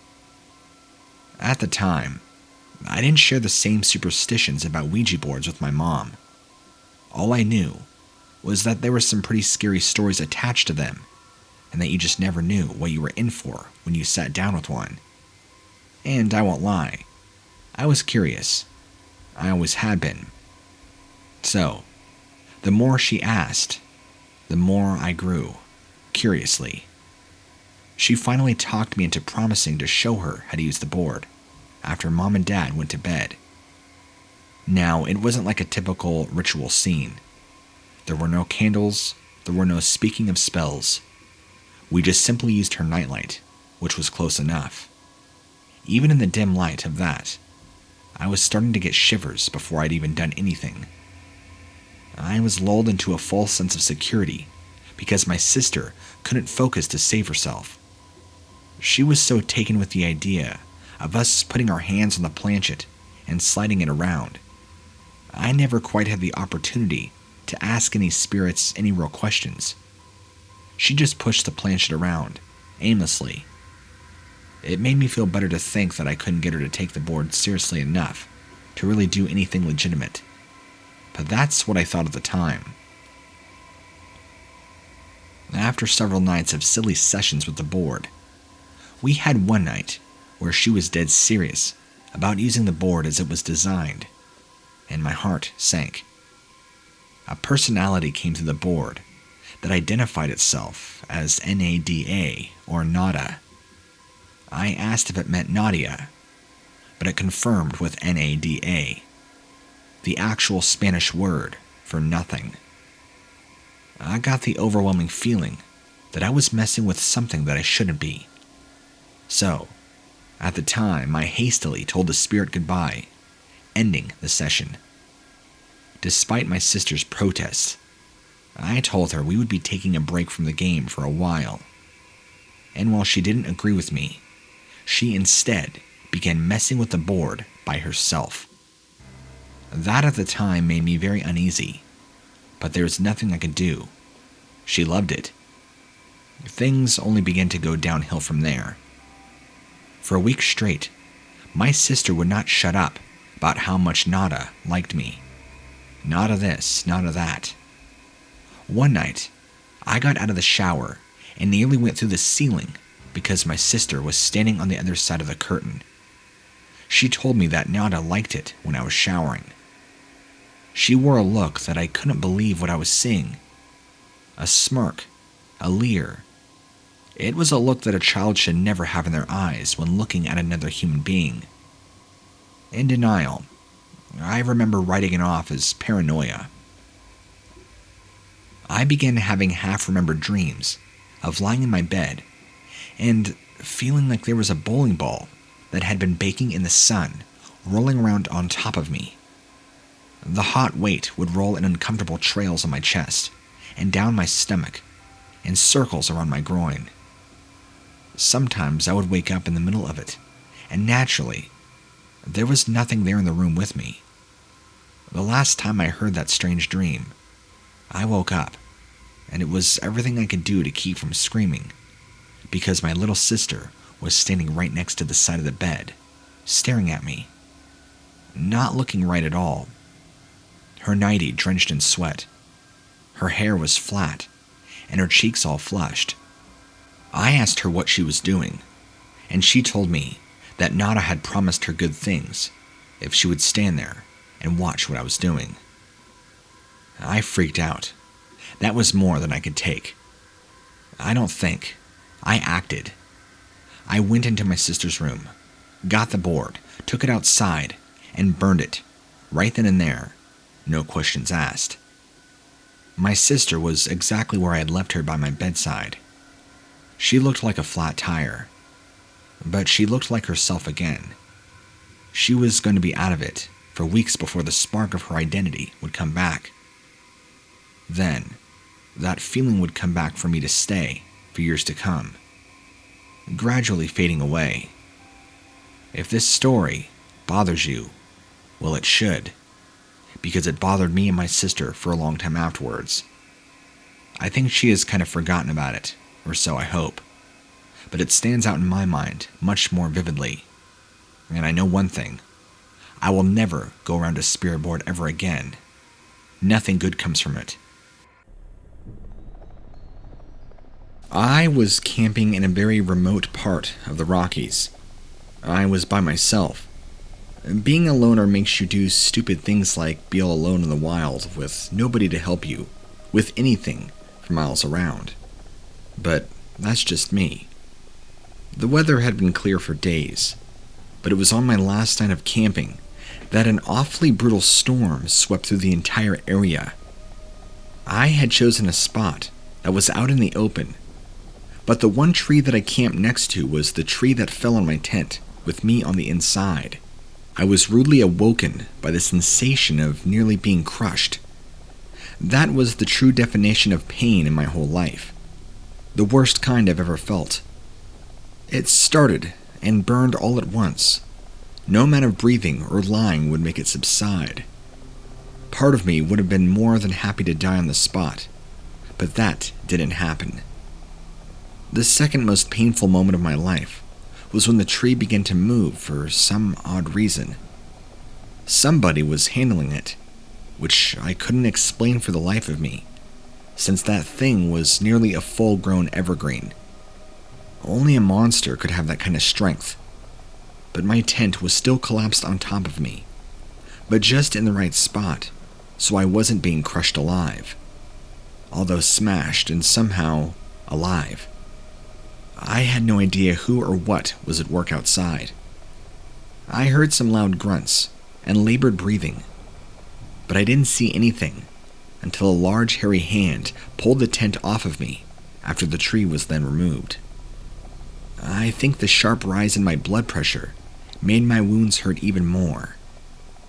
I'd laid there, partly mangled, staring up into the beady eyes of something that looked like a gorilla. The way it looked at me, I could tell it had intelligence in its eyes. It was studying me, as if I was some guinea pig in some 4th grade classroom. It even seemed to understand that I was seriously hurt. However, it was sizing me up for it to be its next meal, or so it looked to be. Apparently, I must have lost consciousness after being in such terrible fear, and nearly after what having happened to me. When I woke up next, I was in the hospital, apparently the ER. Doctors and nurses coming in on regular rounds to check up on me, and they told me I was going to be out of commission for a long time. I also, in the process, lost both of my legs, from mid-thigh down. I told them what I knew, or what I thought I knew. They didn't come out and say it, but I'm pretty sure that they're writing the whole thing off as a product of stress. Although they obviously saw that a tree had fallen on my tent and nearly crushed me. I don't know if they know what happened or why it happened. There was no storm. There was no lightning. To say this tree simply fell is silly. Something, some sort of creature from the woods, pushed this tree over on me and checked up on me. I think it knew it was there. I think it was planning to kill me. Why it didn't take me after I lost consciousness, I have no idea. It's one of the freakiest experiences I've ever had out in the woods, ever. And I want to say it's a Bigfoot, but I can't be too sure. But now, I believe that something exists.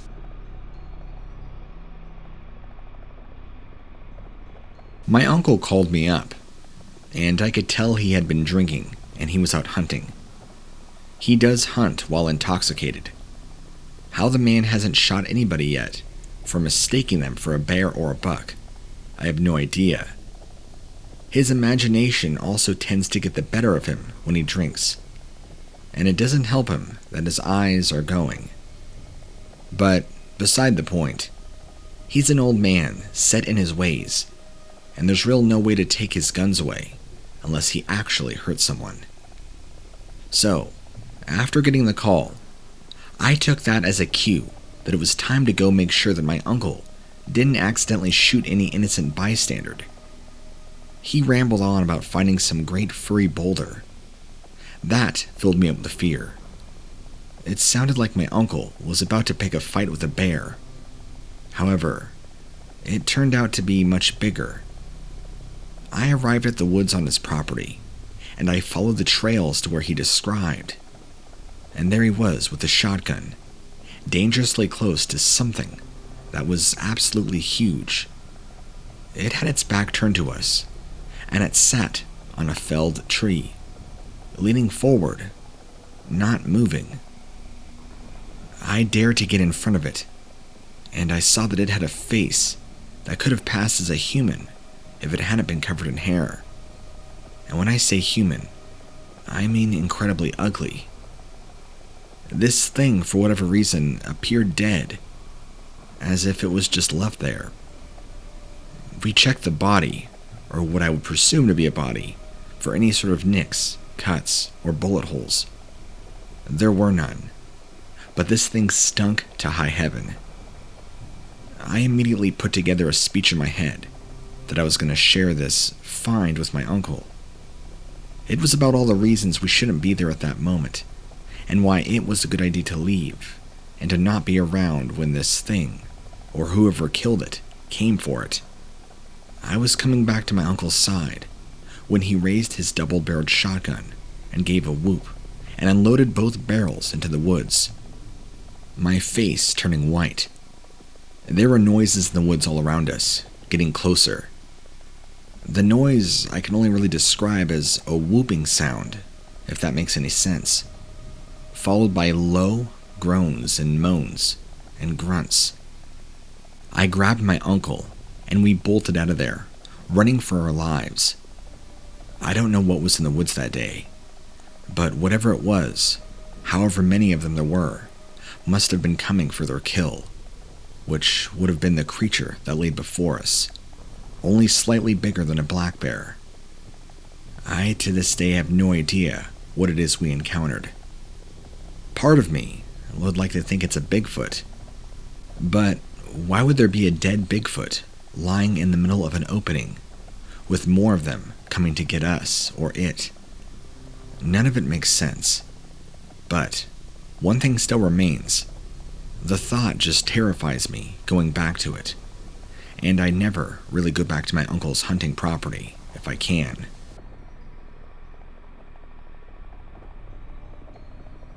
I had to come down with something, and I was trying to sleep while I was on my vacation. Realistically, I should have been able to get some extra rest, because I was in my cabin, which resides on a hillside in a pine forest. I won't reveal the location, just in case this story gets out there, and people, for whatever reason, try to look for it. I really don't want any vandals or unwelcome visitors, thank you.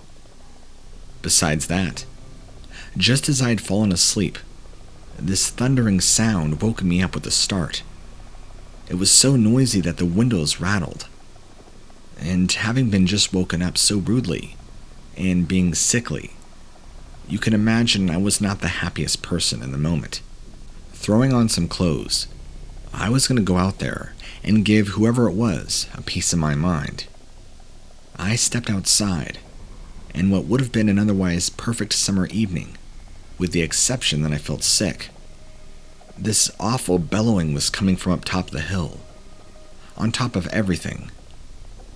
Whoever was making that noise had to have a massive set of lungs. It was terrifying to hear. It sounded like it could have came from a giant. That's when I saw movement directly up ahead of me, up the hill. I then saw enough that I know that this was not human. In fact, it was much bigger than any human. It had arms like a tree limb, and a torso like a trunk. And here's why I'm going to lose a lot of friends. They're going to think I'm crazy. The thing looked every bit like every report of Bigfoot that I've ever heard all my life. The key difference being that I've never heard of a Bigfoot holding onto a tree, lifting his head to the sky. My senses were heightened in the moment, so I was able to take in every little detail. It even kind of had a beard coming from its face, albeit salt and peppery. It was waving in the evening breeze. If this creature wasn't planning to kill something, then I don't know what it was doing, other than yelling its war cry. This terrified me. I took a cue from every monster movie that I've ever been exposed to, and I got the hell out of there, instead of just standing there like an idiot. So, I ran back inside, and I hid. I know, probably not the most dramatic encounter story you've ever received, so do whatever you want with it. But I firmly believe that I saw a Sasquatch up here in the woods. I woke up one morning to the sight of my sheep, just outside my bedroom window. That meant the fence was now down. I had to wonder, what could have been out there to possibly knock down my fence? I come outside to find my entire flock scattered every which way. And because I live out in the country, I guess it's not a huge deal, although there's not a whole lot out here that really pose danger, other than coyotes, mountain lions, and bears. But upon investigation of the fence, the damage done is something you'd expect a car driving through it. This section of fencing wasn't just knocked over, it was mangled, torn out of the ground. I dropped a lot of money that day getting the fence back up, and spent even more in terms of nerves getting all my sheep together. I didn't spend the time with them that I should have, getting used to them and calling them. I tried to put the whole thing behind me and forget about the fact that I just spent about a month's worth of expenses in a single afternoon. I came outside the next morning to the exact same thing, only even more of the fence had been torn down. I was wondering how this happened, twice, without me ever being woken up. That level of damage to a fence should clearly make noise. So, I decided it was time to camp out and see just what was going on. After spending money on getting it fixed a second time, I wasn't going to be able to afford to get it done too many more times. After finally again getting all my sheep together, fortunately, they hadn't wandered too far, I set up a tent with my shotgun. My farmhouse that I had, which was respectably sized, kind of looked like a little dot from where I was. One of those moments where I realized just how much land I truly own. Gratitude was a healthier emotion for me in the moment than being sour. It had gotten dark quick, but I did have a pair of night vision goggles, which helped me tremendously. If I had fallen asleep, I wouldn't have woken up. The sound of my visitor was so soft that you would have sworn that they were a ninja. Putting on my goggles, I turned them on and looked, peeking my head out and stopping for a second. Towering as tall as a small tree, but something that resembled a large ape, lit up by my goggles. It was approaching the sheep pen very cautiously. I saw the monster reach its arms out, grab hold of the fence, pull it out of the ground, and snap it and rip it, as if it were simply a fence built of toothpicks and string. This giant monster ape thought this must have been a joke. I watched him walk in, the sheep literally terrified and going crazy. It grabbed two smaller of my sheep, put them under its arms, and casually walked off. I sat there with my mouth wide open, not even sure what I had to deal with or how I would deal with this problem. Well, turns out not long after that, before I really had a chance to deal with the issue, I ended up getting some severe health problems that I don't want to get into. Long story short, within a few months, I lost my house, foreclosed, and now I don't live there anymore, nor have I in quite some time. But after that night, that was it. I did not lose any more sheep, and I got the fence fixed one last time. Fortunately for me, if the problem came back, it didn't seem to show itself, at least in its destructive nature. I was hiking in an off-trail pine forest in Colorado.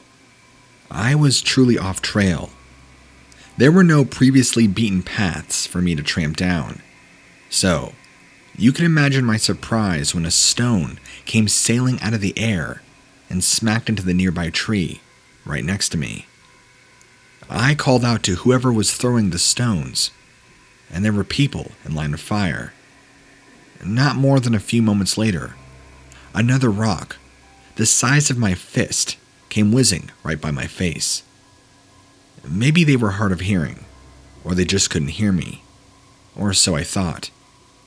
Somebody with a really good arm on them could throw further than they could hear. I yelled as loud as possible and screamed, "Stop throwing rocks." Then came another one. Only this one hurt me on the upper thigh. I danced and cussed. I waited for another rock to come flying. I got a pretty good idea of what part of the opposite hillside these rocks were coming from. I had binoculars on me and began to sweep the area to see who could have been throwing them. If I had been panning any faster, I probably would have missed because the colors blended in with the woodland so seamlessly. Since I was looking at it through binoculars, I almost thought it was somebody in a Halloween costume. But there was something about the way the drool was running from the chin that convinced me that what I was seeing was indeed real. Take your average man that's built like a brute, add a lot of hair and fur covering, but all the extremities, such as hands and feet, give it the mouth full of teeth in such bad disarray, and make it look like an angry, angry dog. That's the best way I can describe what I was seeing. At first, the word Bigfoot crossed my mind, but last I checked, Bigfoots don't look like giant dogs on two legs. I wasn't really sure what to think. In my heightened state, I felt like whatever this was, it was looking straight into my eyes.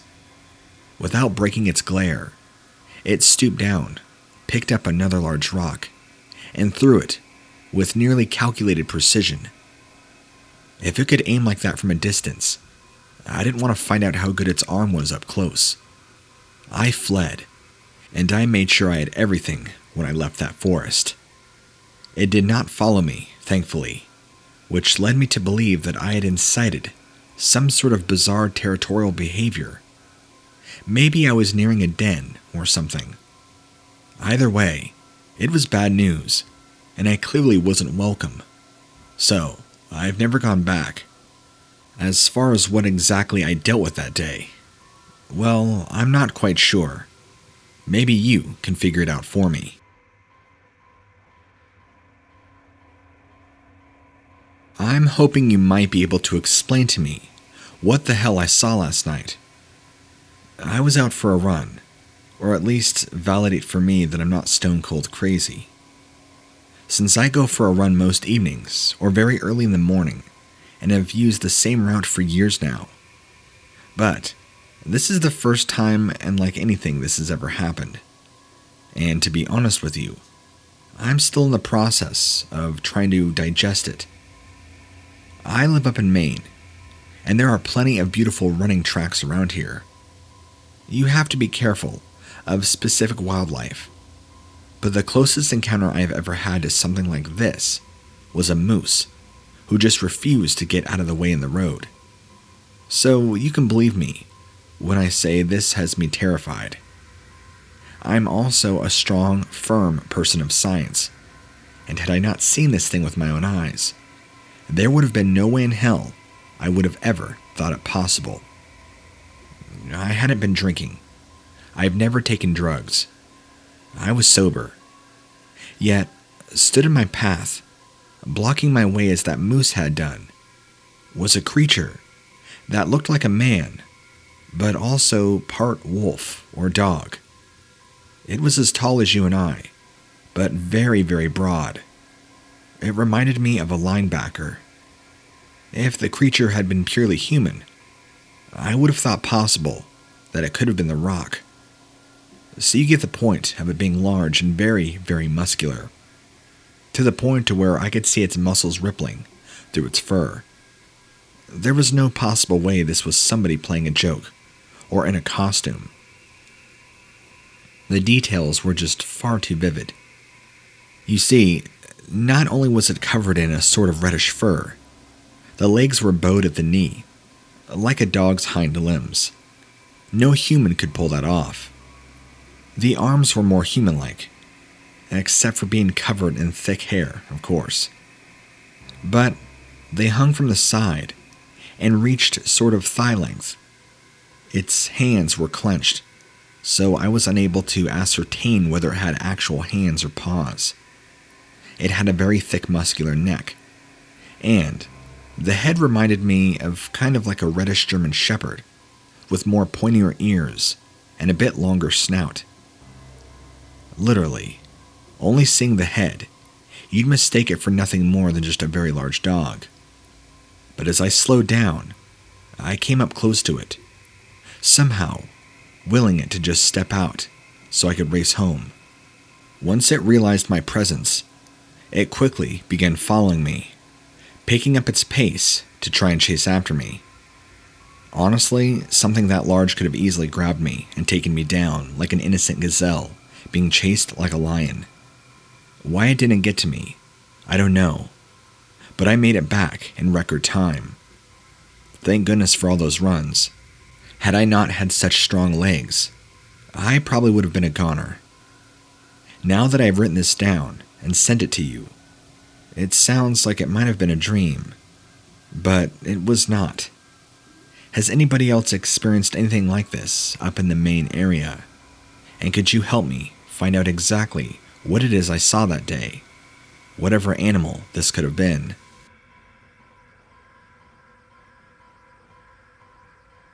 I was camping out in Alaska, but at the time, I couldn't shake the feeling that I was being watched. It was a strong feeling that came over me. it only got stronger. In fact, that first night, I barely slept at all. I was expecting someone or something to come barreling into my tent and make a move on my life, or try and rob me, actually. I remember laying there with my eyes open in the darkness, feeling inexplicable dread. The fear visit never came to pass, but I was convinced that whatever was out there, it was only biding time. I couldn't take it anymore. My outing that was supposed to relieve stress at the time was causing more than it was worth. So, I packed up and headed back to my car, which was a good half-a-mile walk. I brought my revolver with me and kept it out, just in case I ran into any loose vagabonds trying to take me down, or anybody that wouldn't settle for me just leaving. After all, you never know when you're out in the wild. My car was at the bottom of a hill, and I was coming down a slope. Now, on the opposite side of my car, there was something that was just as far away from my car on their side as I was on mine. It was tall enough to announce that, even from a distance, it clearly wasn't human, and I could tell it was bad news. The way it carried itself reminded me of a stalking hunter, and my inner instincts told me that it had to have been some sort of animal that had been watching me since I arrived. Its body, covered in a mix of brown and gray fur, which made me think it was older for some reason. It eyed me with a gaze as intense as you can imagine, and when I moved for the car, it also did. I had to race. My car was the finish line. It hurried, but I was burdened with my camping gear, so it would be the faster of the two of us. While only about 45 seconds from my car, while I was over 1 minute away, I took the chance on my sportsmanship, raising my revolver and taking a couple shots. There was a half-second delay between the hammer hitting and this thing staggering back a few steps, but it regained itself, and it kept coming quicker. Firing a second time, and a plume of dirt next to its feet told me that my aim was clearly off. However, if it were cunning, it would have hid behind my car. After shot number 3, it appeared that I hit it in the shoulder. It let out a sharp cry of pain that seemed to create this inhuman scream, and then it gave me a look that told me it was pissed. I knew I probably just signed my death certificate right there. However, after taking a 4th shot, I didn't waste any time. I tried to shoot it dead in the face, but I somehow missed. This thing turned around, and I think was heading back into the woods towards my direction. I had no idea what it was planning. Maybe it was going to flank me. Maybe it was going to entrap me. As soon as I got close to my car, and shortly after this thing disappeared back into the woods, I began hearing more of these strange, bizarre cry howls, as I call them, coming from multiple spots around me in the woods. That's when I realized I was deep in trouble. There wasn't just one. There must have been a pack of these things, or multiples, and all I had seen was the one. They were planning an attack, and probably going to move in quick. All I can say was I was in my car and had it started faster than ever. As I was pulling away quickly, multiple of them stepped out of the woods and began chasing my car. One's far bigger than the one I saw. It was a terrifying experience, but they let me go. Even though they seemed like they possessed the power to chase down my car, rip open the door, and tear me limb from limb, I was somehow spared, and I'm lucky enough to be able to be writing it to you. That's my story out in the Alaskan wilderness. What I encountered that day will never be forgotten.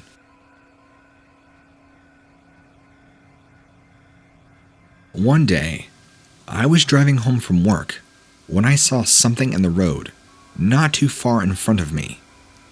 Since I have to commute on some backcountry roads, it isn't unusual to come across an animal who thinks they have the right to just sit there, whilst I either attempt to maneuver around or sit, honking my horn. I've seen it all. Peasants, foxes, deer, even a badger one time. Whatever this thing was pretty big, and I could tell it was going to need to move, as I wouldn't be able to drive past it without getting myself stuck. I am also an avid animal lover, so there's no way I would just run it over. As I was approaching it, it showed zero interest in moving. At this point, though, I still can't make out what sort of creature it is, and I could see from the angle that it is facing the other way. I remember thinking that if for some reason it couldn't hear very well, then it might have not sensed I was coming.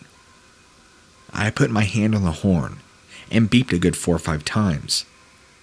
Usually, if it's a deer, it'll freak out and scare it off. However, I have never seen a reaction like this. It stood up, fully on 2 legs, and turned to face me.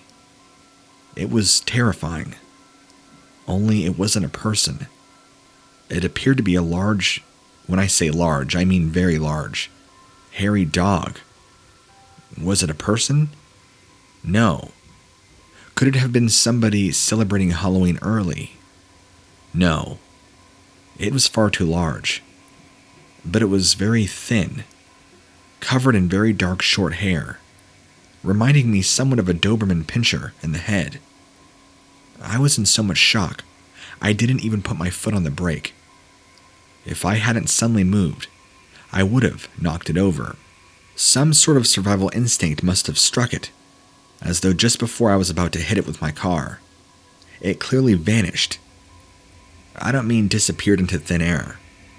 I meant it turned and ran off into the thicket so quickly, I barely had time to even notice it. If I would have blinked, I don't even think I would have seen it. I just drove home after that, in shock the entire way. Now, I look out for it every time I go that way, but I've never seen it again. I've told a few friends and even a coworker that I believe I saw an undiscovered species of dog.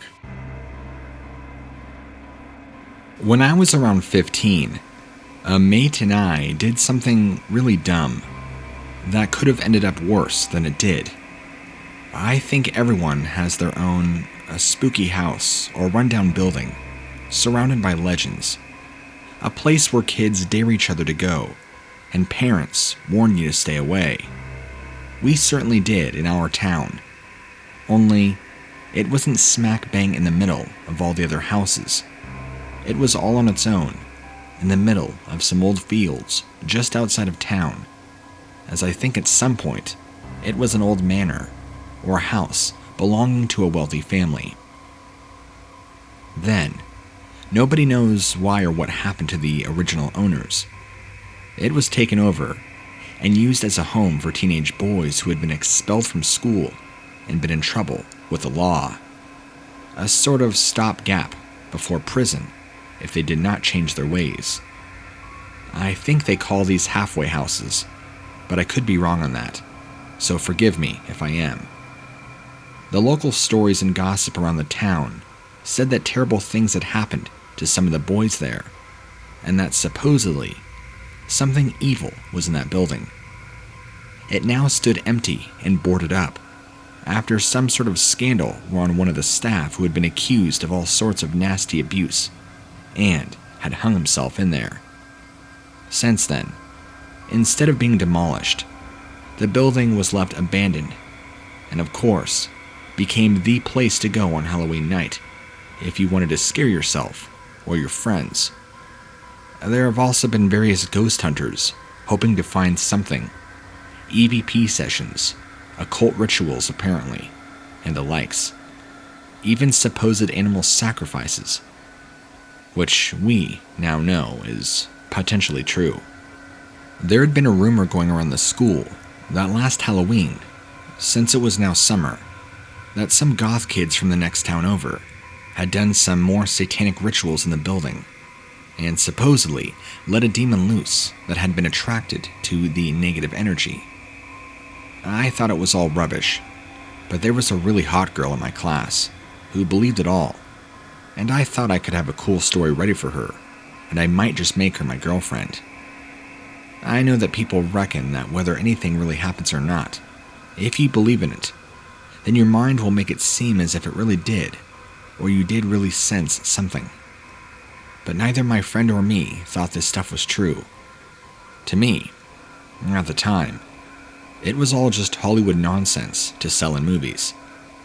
So when we rocked up the building that night, we never truly expected to experience something. To make this clear, this was back in the 90s. There was no such thing as cell phones yet, and my dad would have killed me if I tried to sneak out with a family camcorder. My friend had brought along one of those disposable Kodak cameras. It took about 20 photos, and you then had to wind it up each time and send the entire thing back to get developed. Well, those days are now long behind us. I brought that up so you can set the scene. We weren't there to Instagram like all the kids nowadays. The smell should have given us some sort of warning that something wasn't right. But at 15 years of age, what did I know that the smell of rotten eggs meant? Because in fact, it wasn't the smell of rotten eggs we were smelling. It was in fact sulfur. Something that's supposed to be synonymous with demons, apparently. But at the time, it just smelled like some tramp had been up there and taken a nasty heaving. Science wasn't exactly our strongest subject.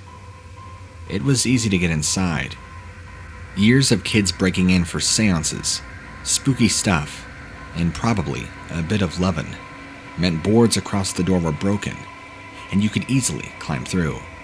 The smell was even worse inside, but again, we put it down to animals, neglect, and rot of wood. Walking through the building, waving our lights around, I think I was pretending to be Fox Mulder. We soon came across the room where the ritual had taken place. It wasn't hard to miss with a bloody great pentagram painted on the wall and black candles all over the floor. It looked as if they created some sort of makeshift altar and bits of paper with weird writing. To be honest, it freaked me out more than I imagined it would. Mainly because there was quite a lot of stuff still here, which looked like they had left in a hurry, just leaving everything behind. What happened next was like something straight out of Hollywood, like The Exorcist or something. We were just standing there, gawking, taking everything in, wondering if those sticky brownish stains were in fact blood, when the black candle that had been left on the floor all of a sudden ignited. It was terrifying. There was no way it could have been a trick. Nobody knew we had the brains to pull that off. We hadn't told anybody that we were going. Next came that terrible smell again, what I now know to be sulfur. This time it was incredibly intense, so much so that it was burning my eyes and throat. We were both coughing, and then we saw eyes. We didn't stick around, because let me tell you, when you're stood in a room full of devilish stuff, candles start to light themselves, and then you're choking on a terrible odor that smells like death. And then a pair of demonic red eyes starts to materialize out of nowhere. You run for your life, knowing quite well that this could not be a prank. Thankfully, we made it out before anything else could happen, and I don't think we stopped running once, until we were thoroughly on the road back to town, and to the houses and people, not in rooms where stuff happened. It was a horrifying experience. Of course, when we got back to school, we spun the story so that we told the demon to F off, and it did. And everything and everybody thought we were legends. And I even got a snog off of Lindsay from English. But we never did go back there. I heard it ended up burning down not too long ago. They couldn't say for sure and what caused the fire. Anyway, I'm glad it burnt down. It doesn't need to exist, I was hoping at some point or another it would have been demolished. Anyway, that's my run-in with a real-life demon.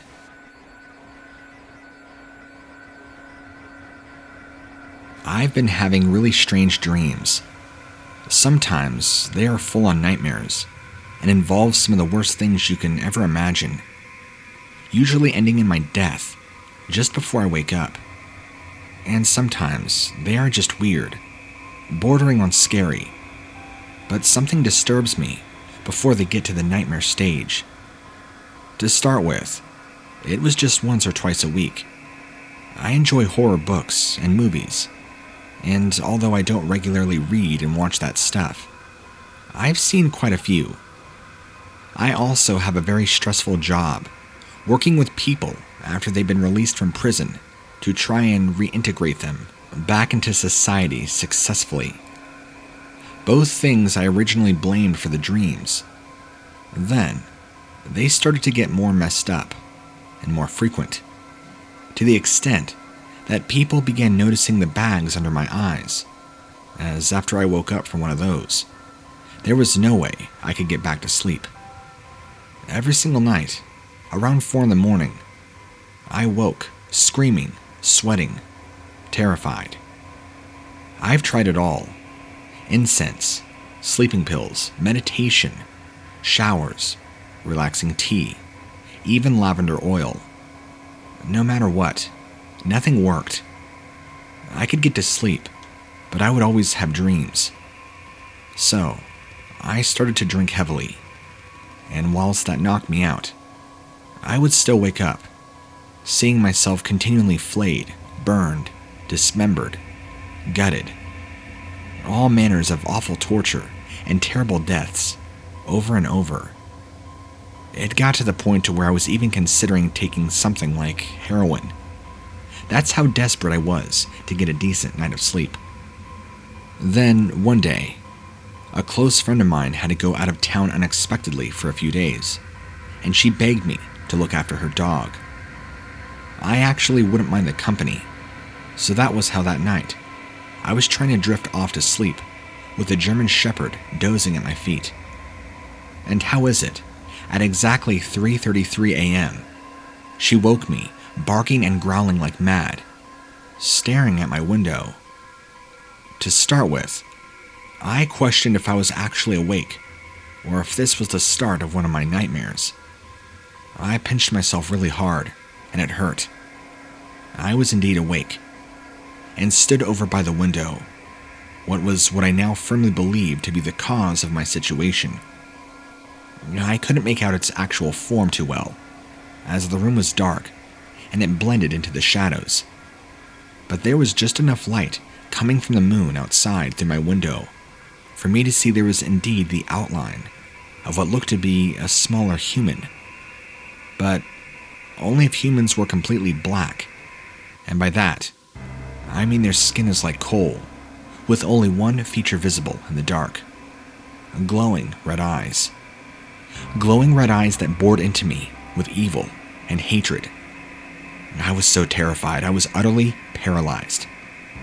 The dog continued barking and growling, and just like that, it dematerialized. Now, the clock said 3:34, and unless I had been ripped from my dream so suddenly, I couldn't remember it. I didn't feel as if I'd had a nightmare. I didn't go back to sleep, but the next day, I thoroughly invested in some serious amounts of sage and performed a cleansing ritual of my own that I found through research. And you know what? I haven't had a nightmare since then. I've even taken the extra precaution of having a couple different priests come over and bless the house. I'm not religious, but I figured taking the extra measure wouldn't be too much harm. After all, I have no idea what I'm fighting against here. Before this, I was pretty heavily agnostic, but now, I can't be too sure.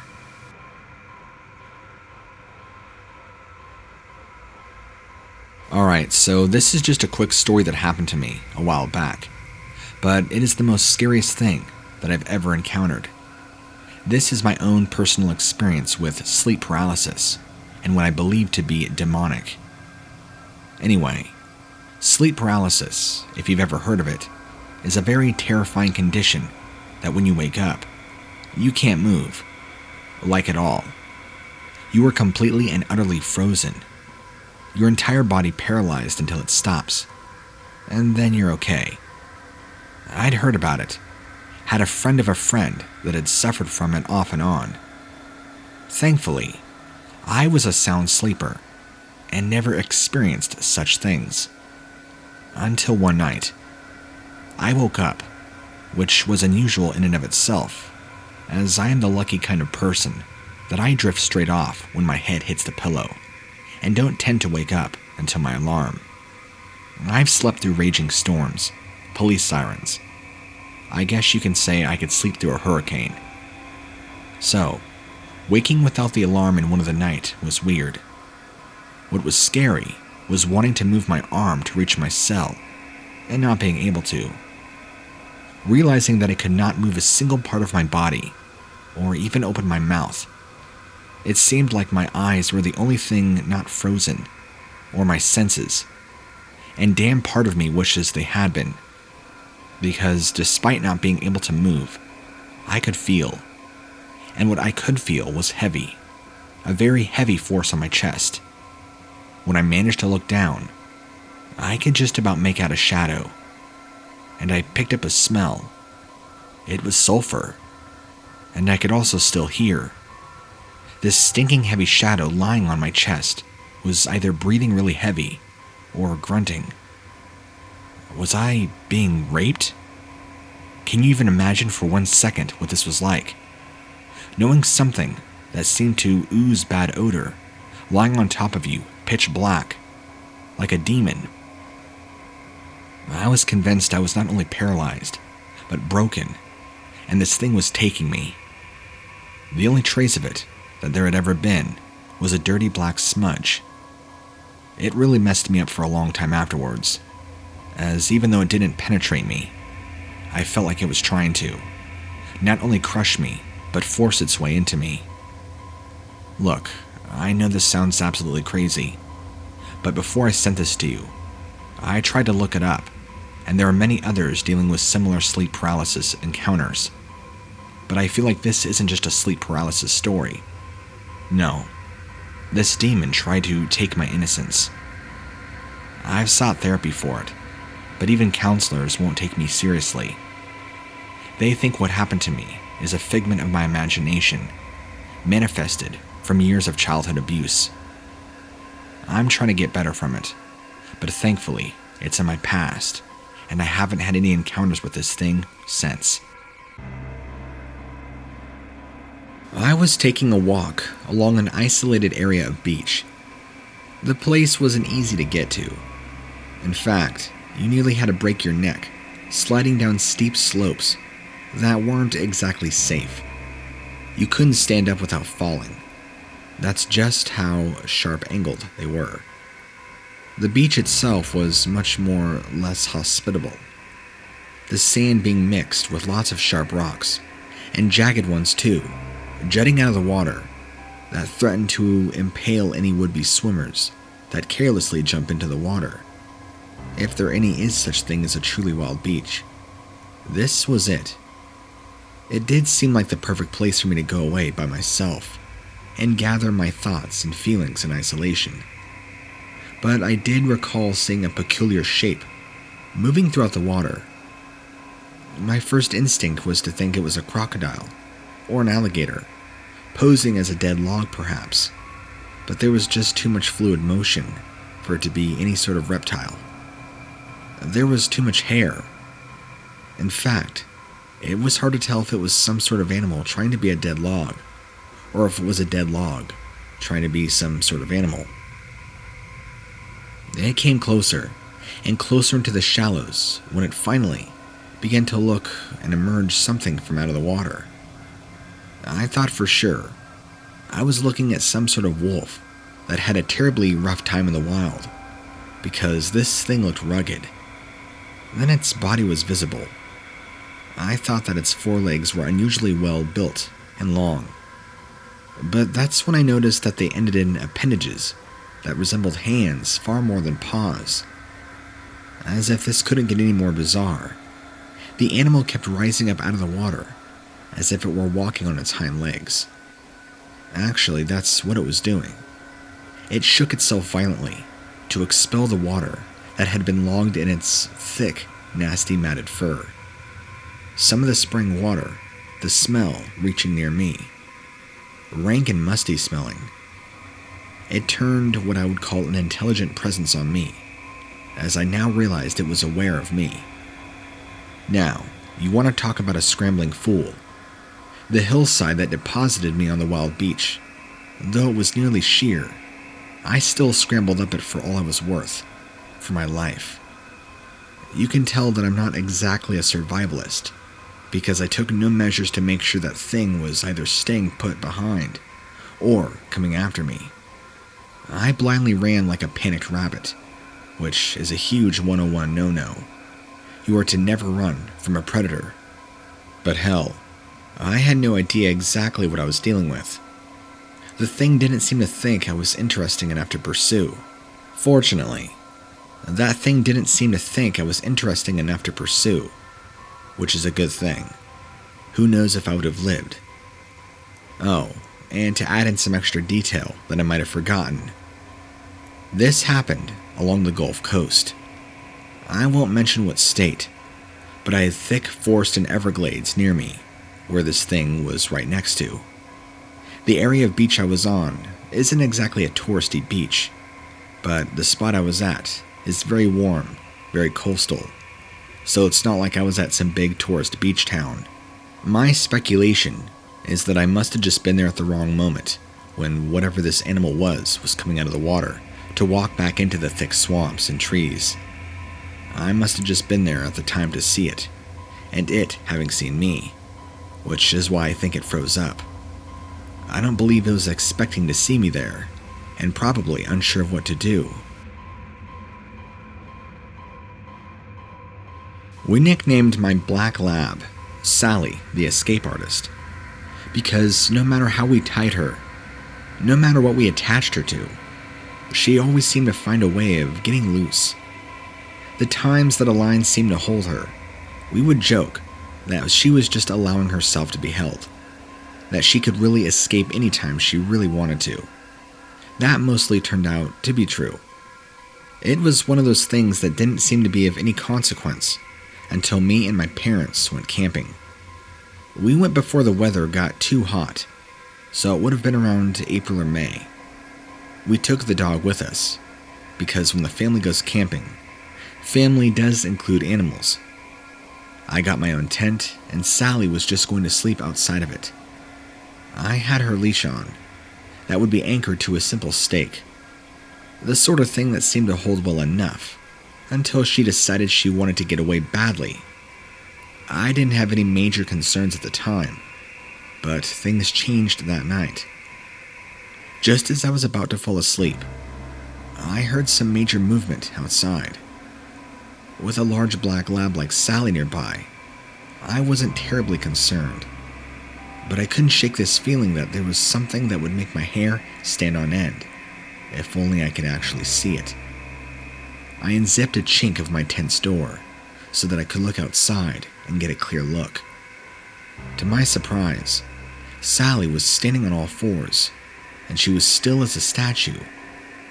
And there were several points of light that it didn't seem quite right in the distance, and the reason turned out to be because, well, those lights were a set of eyes.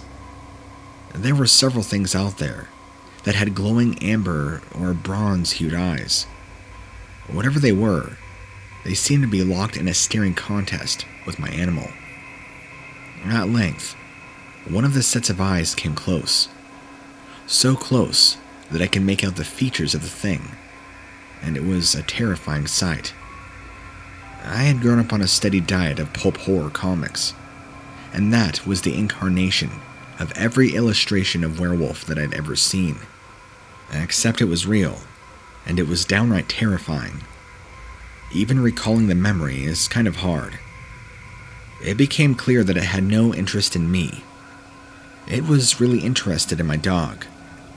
It came so close to my dog in my tent that I could smell the rancid fur, sweaty and musky, and even tinged with some of the smell of wet dog. It would get so close that it was within striking distance of my poor dog, and Sally was shivering like a leaf. But then, the wolf monster would go back up, and it would walk backwards until it disappeared in the mists. Then, it would come forward again, and come close enough to bump noses with my dog. Also close enough for me to hear its ragged breathing, like a snarl was locked up in its throat, waiting to come out. And then it would back up again. It dawned on me what it was doing. It was trying to get Sally to follow it. Sally must have gotten the memo, because I heard the sound of the earth as the stake that was holding her leash became easily wrestled free. She followed it off with the other glowing pairs of eyes that were veiled in the mists. I was utterly beside myself with panic, but I didn't even bother to move or do anything to alert the monsters. My parents didn't really buy my story as to what I had seen, but they did believe that Sally had run off after something. They said that maybe it was just a squirrel. But what kind of squirrel stands that tall, puts off an aroma that bad, and has eyes that put off light like that? Within the same year, I caught a glimpse of several unusual shapes moving in a nearby woodland, or I thought I saw some wolvish humanoid shape, only with a much smaller, more natural shape of a dog beside it. I had no way of knowing for sure if it was the same monster that had taken my dog, or if that was even my dog with it. I wanted to say to this day that it was merely an invitation, or they could have possibly pulled Sally away to turn her and eat her. I have no idea. Again, writing this to you is kind of hard to do, but I know it's probably for the better.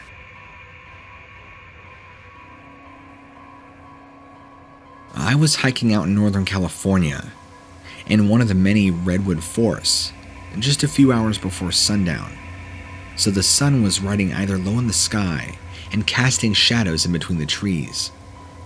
I didn't want to admit that I was lost, but I was by myself at the time, so there was nobody to admit anything to.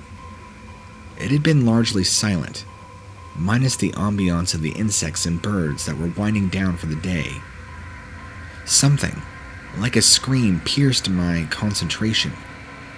It was distant, and I could not tell if it was the sound of an animal, or possibly a human. Regardless of its source, it was still disconcerting. I stood for a couple of minutes, trying to gather my bearings. No sooner had I begun moving again, and then I heard the same scream, only this time closer, and much, much more louder, or at least it had much more bass to it. It had the bestial intonations you would expect from an animal, and yet somehow an intelligence to it that you would expect from a human.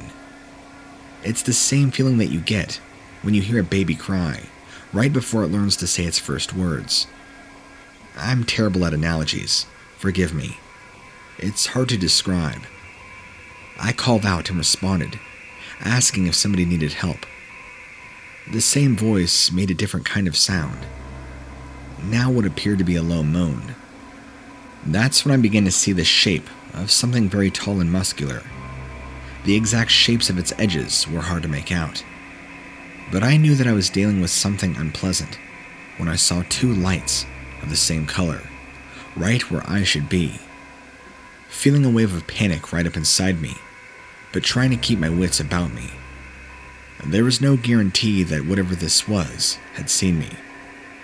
The shape moving swiftly between the trees, so I couldn't see it long enough to see if it was looking at me, or focused on something else. I couldn't even tell if it was getting nearer or further away.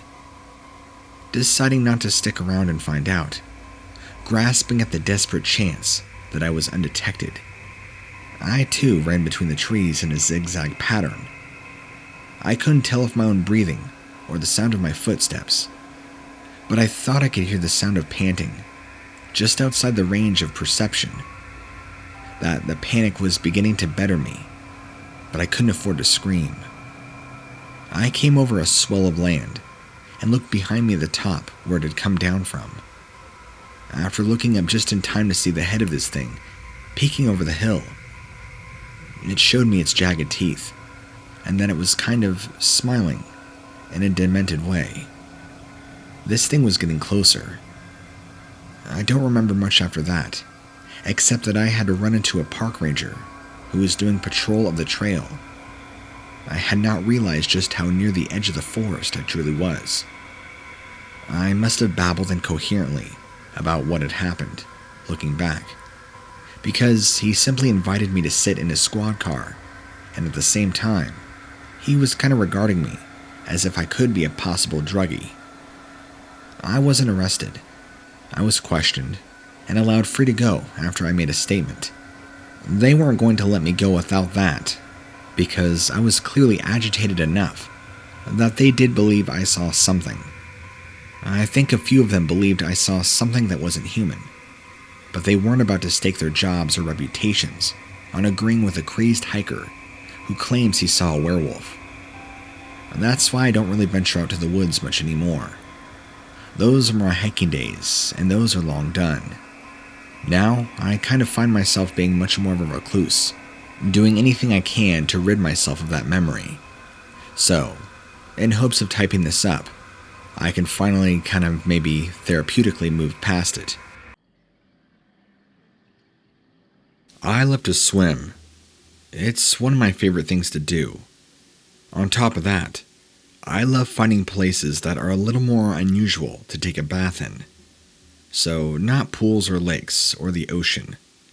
I prefer rivers and swamps and springs, places that can be found off the beaten track. Now, of course, I know these places can tend to be dangerous. I'm a very competent and strong swimmer, but I don't fancy my chances against a gator, so I'm not dumb. I have seen all sorts of weird stuff in those rivers and swamps. Even once found a body. Didn't stick around too long after I noticed it was a human swaying against the current. I dialed 911, and I was out of there. Turned out to be some poor runaway. At least the parents got closure, and the body buried. You think that would be the worst thing I've ever seen, right? Well, it isn't. One day, I was out deep in Louisiana swamps, and I saw something that utterly blew my mind. As I said, I like to find hidden, unique away places to take a dip, but I'm also careful not to end up as some croc's dinner. Well, in and around, you gotta be careful. Snakes are dangerous too. I've seen some of them crawling around near the water, and a damn side bigger than I am. So, what I found this stretch of water, it was like some offshoot from the bayou. I did all my usual checks and balances before I even put a foot. I couldn't see any obvious signs. I stuck a long stick in the water, swirled it up real good, and no long slithering body surfaced. So, I thought I was safe.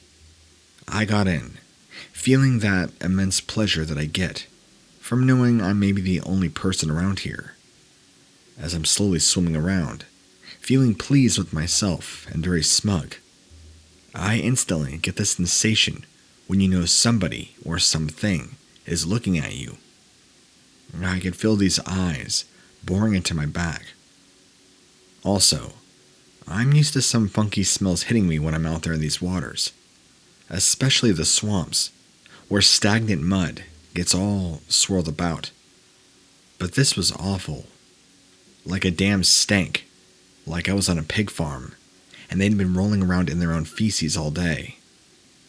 I turned around, real slow-like, as I don't want to spook whatever's behind me, just praying real hard that it wasn't no gator. If I told you that finding a human foot was like finding Santa had been on Christmas morning compared to what I now saw in the water, that might suggest to you just how much fear I was experiencing. It weren't no gator. Well, not any kind of gator like I've ever seen. It was bigger than me, and was standing in the water. The river wasn't that deep. If I was to stand, my feet on the ground, it would likely come up to my waist. The thing in front of me must have been real tall, as the water barely covered where his groin is. It was real strong looking. Its torso was like that of an alligator or reptile, but if you flipped it onto its back, all scaly but real ripped and muscly. It did have human-like arms, dangling from the side, rather than little gator limbs, although its hands looked like they were webbed and clawed. It had a long, thick neck. Again, I could literally see the muscles throbbing, like some bodybuilder on steroids. And then finally, the head. Now, it didn't have a regular alligator-looking head. Like anything, nothing about what I was looking at was normal in any way. The head resembled more of a lizard, or a snake. Large bulbous shapes, with no visible nose or ears. Just 2 large yellow eyes, and a large forked mouth. Tons of tiny sharp teeth. It just stood there, standing its ground, not moving closer to me, but not backing away further. I really thought I was a goner. I kind of got the hint that it was contesting its ground. Maybe somebody would be finding my dismembered body floating around in the water. That's if this thing didn't just decide to devour me whole. So, you know what I did. I screamed, as loud and powerful as I possibly could. I screamed and screamed, like I doubt I had since I was a preschooler. I think I might have freaked it out. Whether it didn't like the frequency, or being afraid made me scream like a girl, or how loud it was. I guess looking back I'll never know. But the more noise I made, it seemed like it was getting really annoyed or pissed. It quickly moved out of the way, and into the nearby brush. I stayed there for a few moments longer, catching my breath, and then hoping I was about to die of having a damn heart attack, having survived a freak encounter with a reptoman. Thankfully, I managed to muster up some strength from somewhere, and I too ran out of the river and back to my car, where I didn't even bother changing, just drove home in wet clothes and wet shorts. Don't feel like I scared it off. I think I merely irritated it. It didn't seem too happy about me yelling and screaming and making noise. It seemed irritated, if I had to guess its proper demeanor. Now, why it went off to the bush to my left, I don't know. Part of me likes to think that it was circling around in the brush to come and grab me from behind. But I don't know, because once it exited into the brush, I couldn't hear it anymore. So, that means it could have been possibly waiting to trap me, or even worse, take me away and kill me.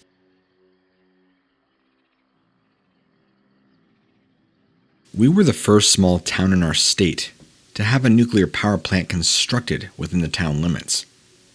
We were told that it was supposed to just be big enough to power us, and they wanted to see what the long-term impact of a nuclear power was on a smaller community. My parents being hardcore environmentalists, and they opposed it from the first whisper of it, which was well before I was ever born. So, it's been around for a long time. I've been paying attention to how my parents felt about the whole thing, and I had also been listening to everybody else's side of the story. This was also the time when just about every phone now had a video camera in it, so it wasn't a stretch of the imagination when I got the notion to go and try and make a documentary about the plant.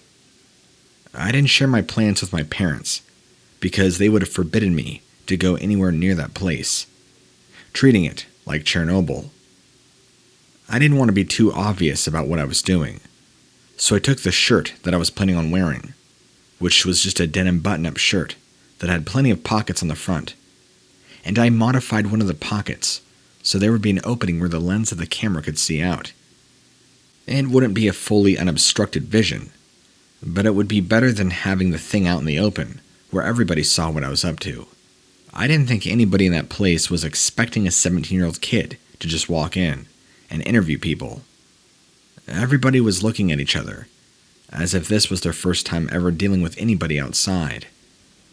I politely asked every single person I saw that I would like to speak to whoever ran the place, since I was doing an interview for a personal project.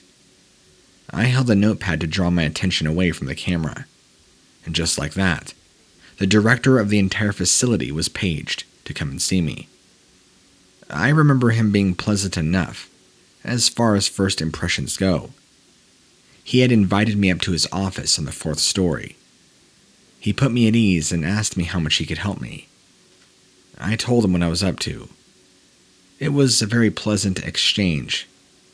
So, after everything was done, I put the SD card of my phone into my laptop and reviewed the footage. It was remarkable high quality, and the field of view was all but entirely unobstructed. But the longer I watched, the more I saw that I did not remember. The director smiling far less than I remember. Instead, he had this glassy, intense stare.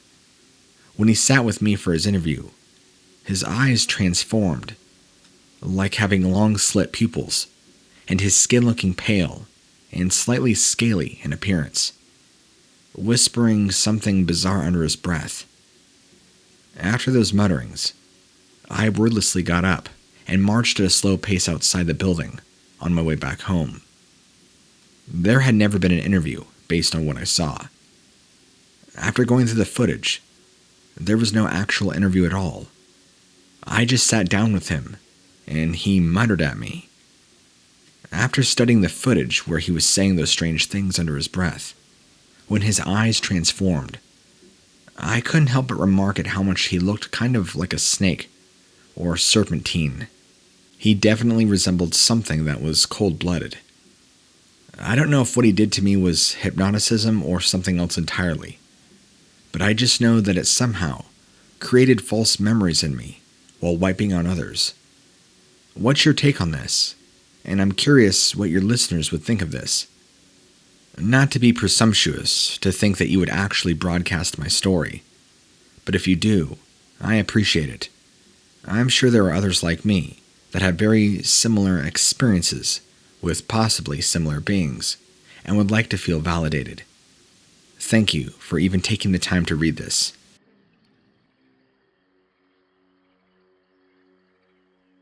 I was wandering around the woods, a much older growth of oak trees that had seen times long gone by. So, many of the trunks were massive, and many of them were also hollowed out. I was leaning up against one of them, listening to the subtlety of the breeze, when I thought I heard something stirring. It wasn't a scraping sound like you'd expect from the claws of an animal, but somehow softer and more wet. After my curiosity took hold, I started looking for an opening, which wasn't hard to find. This was a large open gash where a cavity had formed over the centuries. There was something that looked akin to the egg sac of a spider, except it was much larger. I usually don't go out of my way to disturb nature, but I couldn't leave this alone. It was the first time I'd ever seen anything like it. I took out my pocket knife and began making slight cuts. At first, I thought I discovered the abdomen of an incredibly large baby spider, but the abdomen turned out to be the head of something else. Combine the features of an iguana and a chameleon and a snake, and give it human-like eyes, and that's as best as I can describe what was suspended. After a few seconds, this thing's eyes shot up and looked at me. A deafening shriek from behind me made me jump back and stop what I was doing. Something much taller than I, much uglier than me, and yet vaguely resembling the small thing I had just seen in the tree, stood only 3 meters away, leaning forward with its spine parallel to the ground, hissing at me, revealing tons of vicious crocodile-like teeth. I'll always remember that as terrifying. It's a sight that has never left my memory.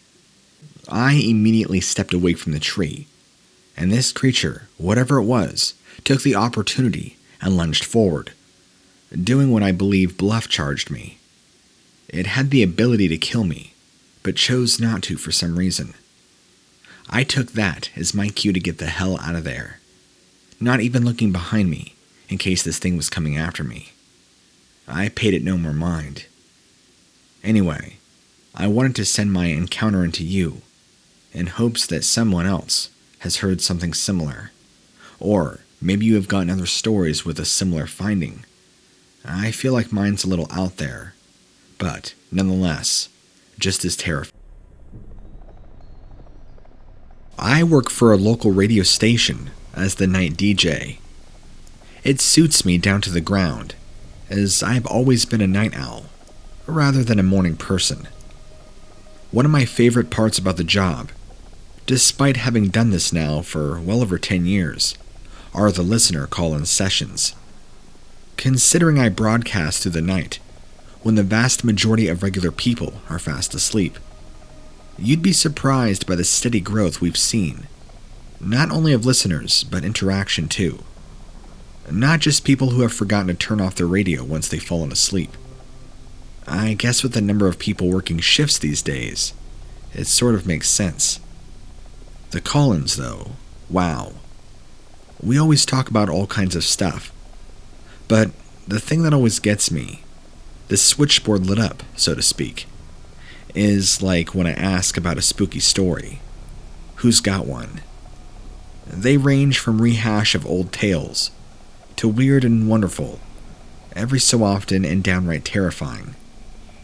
Being a Brit, most of the stories tend to be ghost-related. Maybe that is just what we do best. But a few weeks ago, I received one of the most frightening and yet interesting tales of my entire career. The person calling wished to remain anonymous, but said that they had Native American heritage. They were British. Their mother was of Native American descent and had been over here studying when she'd met her father, a Brit. Although they chose to live and raise a family here in the UK, their mother had included a lot of her culture into their upbringing. Stories and traditions and legends, dating back centuries of her own people. One of the stories that she had relayed to them was about those that are called skinwalkers. Being a Brit, although they embraced their mother's heritage, because they were literally the only child in their school and community with any sort of links to America, they were simply just stories. Stories which were fascinating by their own right, but didn't seem anywhere near as real as they might have done when they actually lived in the U.S. That changed. This kid was 17, and for the first time, they had to be left alone. Their parents had to head off to some charity convention, and it would finish too late to drive home. A quick note. These parents were overly conservative, to the point to where they wouldn't leave their teenager home alone. Even at 17, it was a bit of a stretch for them. While I understand nowadays most are left home at 12 years old, if not younger, some people don't exactly have that luxury. They were a good kid after all. Never been in trouble, and there were no wild parties.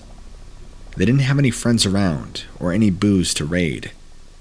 They simply did their homework, hung out, and went to bed. Oh, and the other reason their mom and dad were happy to leave, there was a Cloudy. Cloudy was their golden retriever, crossed with a Husky fur baby, and Cloudy thought she was second mother to my caller. Worshipped them, and their parents knew they'd be safe with their protector. So, when Cloudy began growling at around 3 a.m, she was sleeping on their bed. They began to get an odd feeling, just as they were trying to work out if they were dreaming or not. You know, that fuzzy state you're in when you're suddenly awoken from a deep sleep. Cloudy launched off the bed and positioned herself in front of the window again, growling, heckles up, teeth bared. And then, they heard why. There was a scratching from outside, sounding like just below their window. They could hear the words, "Let me in," followed by their name. Oh, and just to add to what must have already seemed like their worst nightmare, It was their mother's voice calling. Their mother, who had called just a few hours prior and was already miles away. Somehow, they managed to work up the courage to look out of the window. I'm not sure I would have been that brave. And I have to tell you, as they recounted this part to me, I had shivers running down my spine. Cloudy had begun going nuts, barking and growling, and trying to throw herself at the window. All the while, they could clearly hear their mom's voice over and over, the same saying over, "Let me in." And when they looked out their window, there was indeed something down below, something they could just make out in the moonlight. A dog, or to be more clear, something that resembled a dog, except it stood up, proportions all messed up. That, and the fact that it was able to mimic voices, alerted them to exactly what was outside, what they believed to be a skinwalker. They told me that they knew all about them from their mother, and the most important thing, other than quite obviously not letting them in, was to never make eye contact or speak of them directly. If you did happen to look directly at one, that was how they could directly take over you, and how they could use you, mimic you, copy you. They were never entirely sure how this particular one ended up in the British Gardens, but when their parents came back the next day, their mom performed some traditional rituals, and since then, they haven't seen or heard anything again from these creatures. While there are no medicine men nearby that their mothers couldn't utilize, she had made sure that she had learned the correct rituals to rid them of this problem. Pretty scary, right? I always thought that things like this were attached to a location, but maybe they're more attached to a person or culture. I guess sometimes we'll just never really know.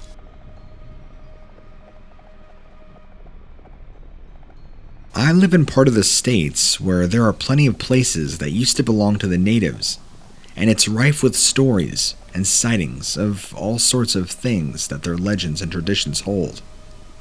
Until recently, I treated those tales and stories with the same interest, yet disbelief as any regular ghost story, or even supposed UFO sighting. I find them fun, but I don't believe it. It was always a lot easier that way too. Because for me at least, if you don't believe, it's not real. And if it's not real, there's no need to be afraid. I like to keep fit, so being healthy in my body and mind is very important. But my body sometimes has other plans, such as a knee injury, which meant I wasn't supposed to go running on it for a while. I could, however, and was encouraged to, take long leisurely walks, and luckily for me, the place where I lived was littered with thick woodland and trails for walking. I'd wake up and put something on my phone like YouTube, put my earbuds in, and off I would go, sometimes doing 2 or 3 hour walks at a time. And it was actually on one of these early morning walks, I guess around 6 in the morning, when I saw something I can't describe. Because of the early morning hour, I like to get these walks in as much as possible before I come home and start work. I don't tend to see too much other folk. The occasional early dog walker, or even more rare, another jogger. Usually it's just me and the birds, and that's fine. But on this particular morning, I could clearly make out a shape in front of me. Now, I say clearly, and then shape. So let me clarify what I mean. I could see there was something not too far ahead of me, that it was rather large and moving. But we were well into fall at this point, and it was still fairly dark out since it was around 6 in the morning. Although I could see a shape, I couldn't exactly tell who or what it was. And the most odd at first, and then, the more I thought about it, quite frankly, the more terrifying about this shape was, and that it kept changing. Now, I know you're probably thinking that it wasn't changing, but as the sun was rising, it was becoming less in shadow, something like that. If you think that, that it just becomes a normal person or animal taking a stroll just like me. But it absolutely had nothing to do with the sun or shadows. It's been a while since I messed about with my light, making shadow puppets, but I was 100% sure that it simply was impossible to make something turn from the size of a large dog, to a bear, to a person, and back and forth over and over. And you know what? Once my mind accepted what I was seeing, I turned back and ran. Knee be damned, I'd pay for that later, but I'd rather suffer with a messed up knee than stay there any longer.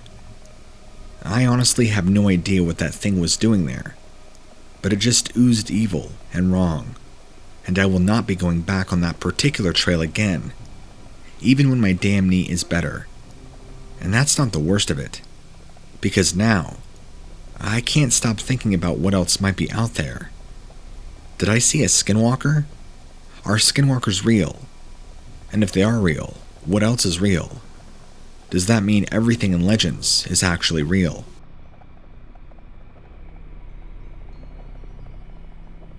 I come from a family of hunters.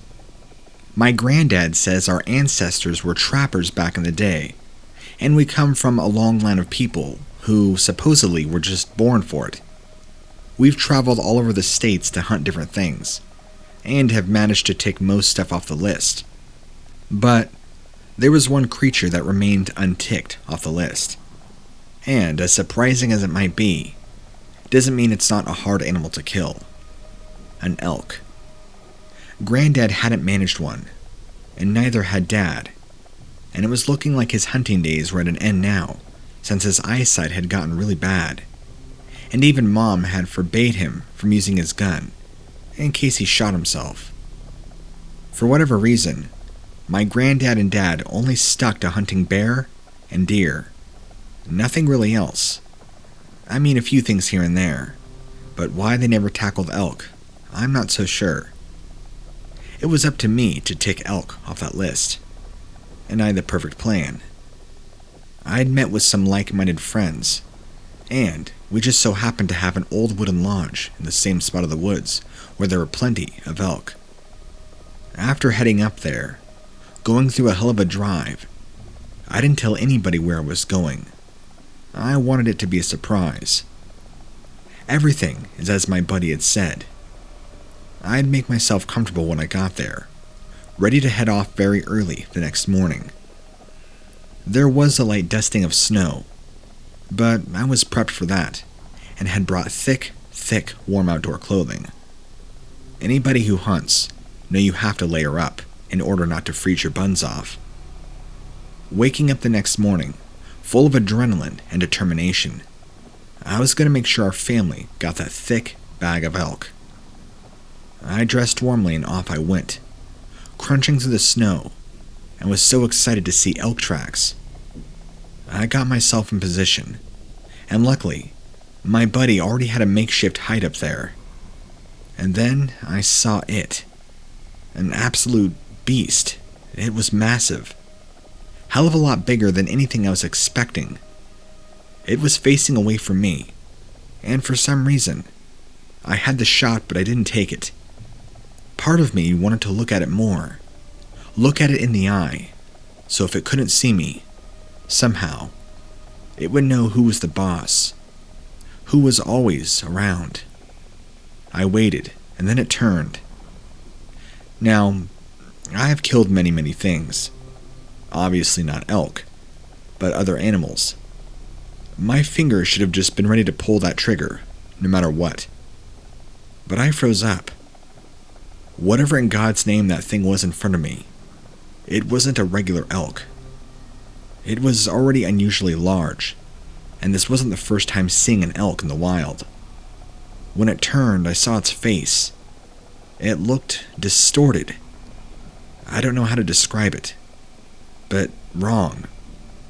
Its eyes looked different too, and it looked me right into my eyes, and I felt this ominous feeling. It's really hard to describe. Its face is what will always haunt me.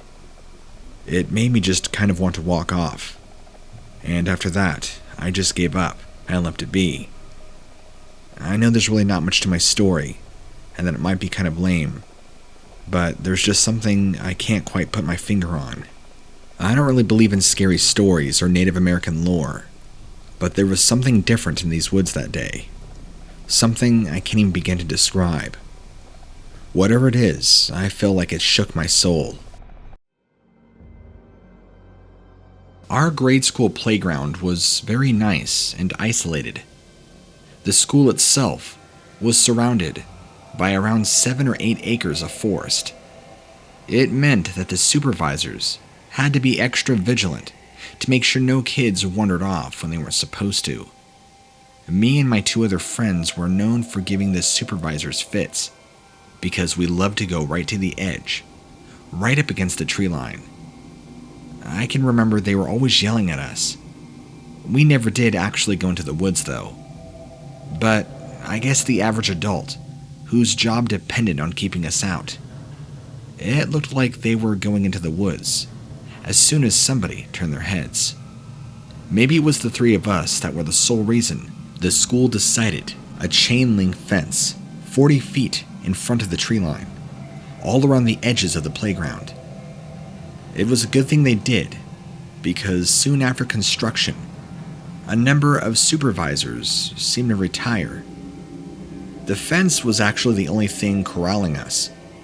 There were still 1 or 2 supervisors, but they couldn't possibly keep tabs on us all at once. Quick note, it might sound weird me referring to teachers and aides as supervisors, but it's what I call them. It made us feel more relaxed about playing at the edge of the forest, because now there's a fence to make sure we could not go further. We hoped that meant the adults would leave us alone, which it did.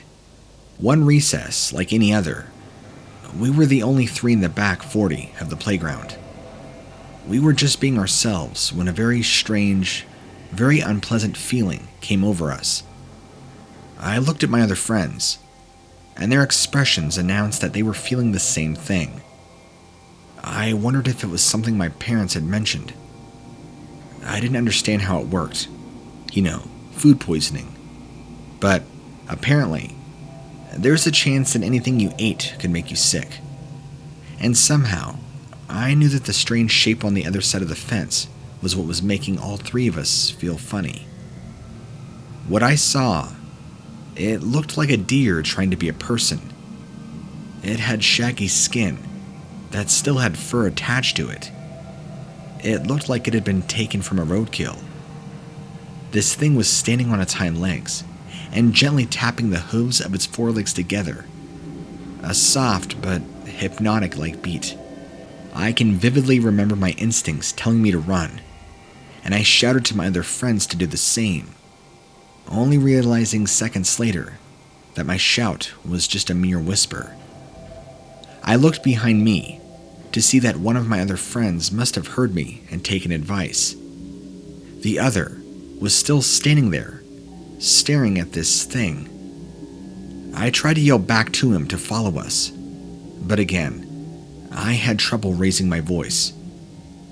We had gotten back to the school where most of the kids played in the basketball court, and even though we had just eaten and had full stomachs, both of us felt very hungry and tired all of a sudden, as if the entire energy had been sucked out of us.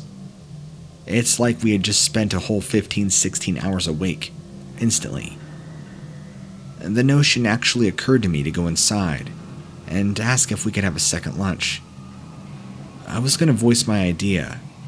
When it was time to line up, we let one of the supervisors know that our friend was still at the edge of the playground. That was the first time I'd ever seen one of the supervisors flee. They ran down there quickly, and they didn't come back for a while. It turned out that our friend had gone missing, which I didn't understand how that could happen. There were no holes or openings in the fence, but it certainly made a huge issue with all the teachers. But he was gone, and no matter how the school searched, nothing was happening. He would never turn up after that. We have no idea what happened to him. It was pretty traumatic for all of us. Much of us were close to him, and we have nothing that we could even tell anybody, because nobody would believe us. We did talk to the cops since we were his closest friends, but they merely took our statements as a joke and told us to stop fooling around. I believe they even did a full search of the forest around. They found nothing. We went on. Well, life moved on. Junior high, high school, college, we just learned to live with a tragedy like that. Looking back at things and how the Earth is, and how supposed reptilians exist, and other cryptids, I wouldn't be surprised if he was taken.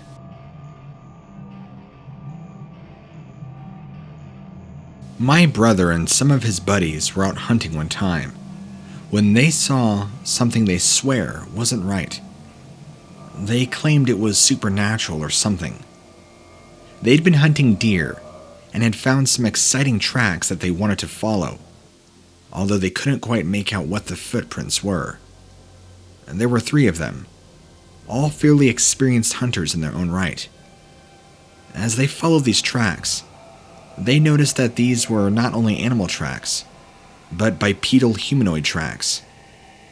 Thinking that they were hot on Bigfoot's trail, that's when they started to smell a really funky smell. And they were used to finding remains of animals out in the woods, victims of other hunters who hadn't cleared up their mess. But this smell they described to me was far worse.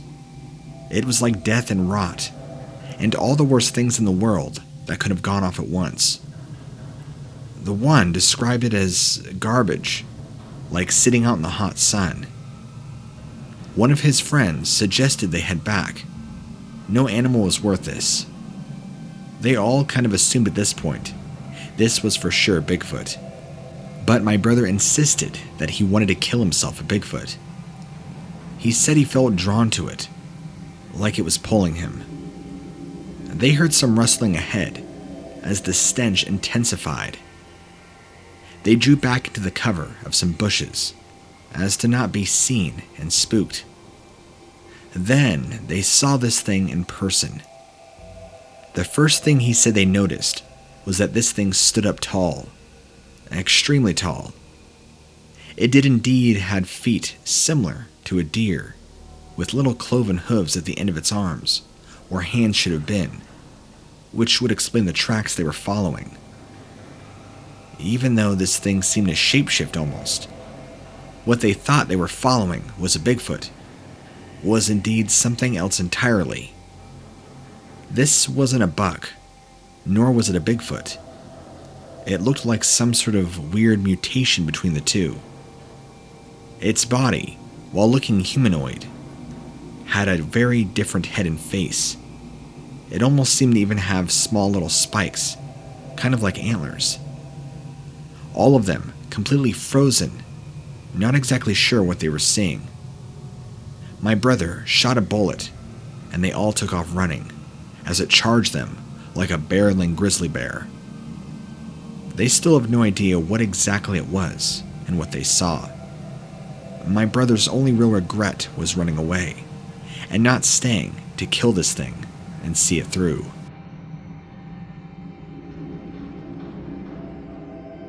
One day, I was staying over with some friends who lived near a huge lake, surrounded by timber. We spent most of the time in the lodge, because it was super cold, and there had even been some snow. Of course, everybody was fine, but guess who had brought the dog with them? So, even in the snow, I had to take the dog out as he needed the exercise. I didn't want him leaving any presents for my buddies. He's a big dog, and can run and didn't seem to mind the snow at all. One of the mornings it was pretty frosty, and I was desperately hoping that he'd do what he needed to, chase his tail for a bit, and we could finally head back for coffee. But no, he chased off and ran off into the trees. I had to run after him. It was odd though. He usually never took off like this, and was not disobedient. So of course I had to run off after him, even into the woods. I had saw him, but a smell had nearly knocked me backwards. I'm telling you, the smell was the worst thing that I've ever smelt. It was awful. It kind of smelt like a rotting carcass. But this was somehow worse. It was like that stank, but much more pungent. I literally had to cover my nose and mouth with my hand. It was like I was walking through a field of rotting deer or animals, but I couldn't see anything around me, as far as cadavers go. I kept calling for my dog. I heard him, whimpering and whining. I've only ever heard him make that noise before, when he was staying at my folks, and a coyote got into the yard. What the hell was in there, but smelled like death, and warmed up, and was scaring the hell out of my dog. At first, when I saw the thing in there, I thought I must be hallucinating. Something to potentially do with the cold and me maybe being hungry.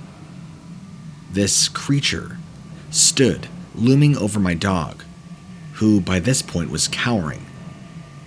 I was looking at some unknown animal, some sort of sick monster. Its body was tall and skeletal. It even appeared to have bits of flesh hanging from it. It was large, and its legs bent back and hunched over. The head looked like a mix of skull and wolf and even deer. It even appeared to have horns on its head, just like a buck would. In fact, it easily looked like it could have been a 4 or 5 pointer. But the smell and rot was so bad, I actually kind of vomited in my mouth, and my eyes began watering. Then, all of a sudden, in that moment, my cell phone started to ring. The silence was broken, and this thing looked up at me with the most evil, intense expression I've ever seen. My dog immediately took off running as fast as it could, back towards my direction, out the other end of the woods. This thing very slowly began lumbering towards me. It was like it was on stilts, and had a very hard time moving in general. I took this as an opportunity to run as fast as I could. Luckily, somehow, my dog was not only far ahead of me, but heading back towards the house. I happily chased after him, and made my way back into the house, after about a 5-minute sprint through the snow. I never once turned around during that pursuit to see if this thing was anywhere close to me, and I never take my dog out in that side of the area ever again. In fact, after that, even though I've gone back to visit, I will never take my dog back, and I personally will never go back to that area of the woods.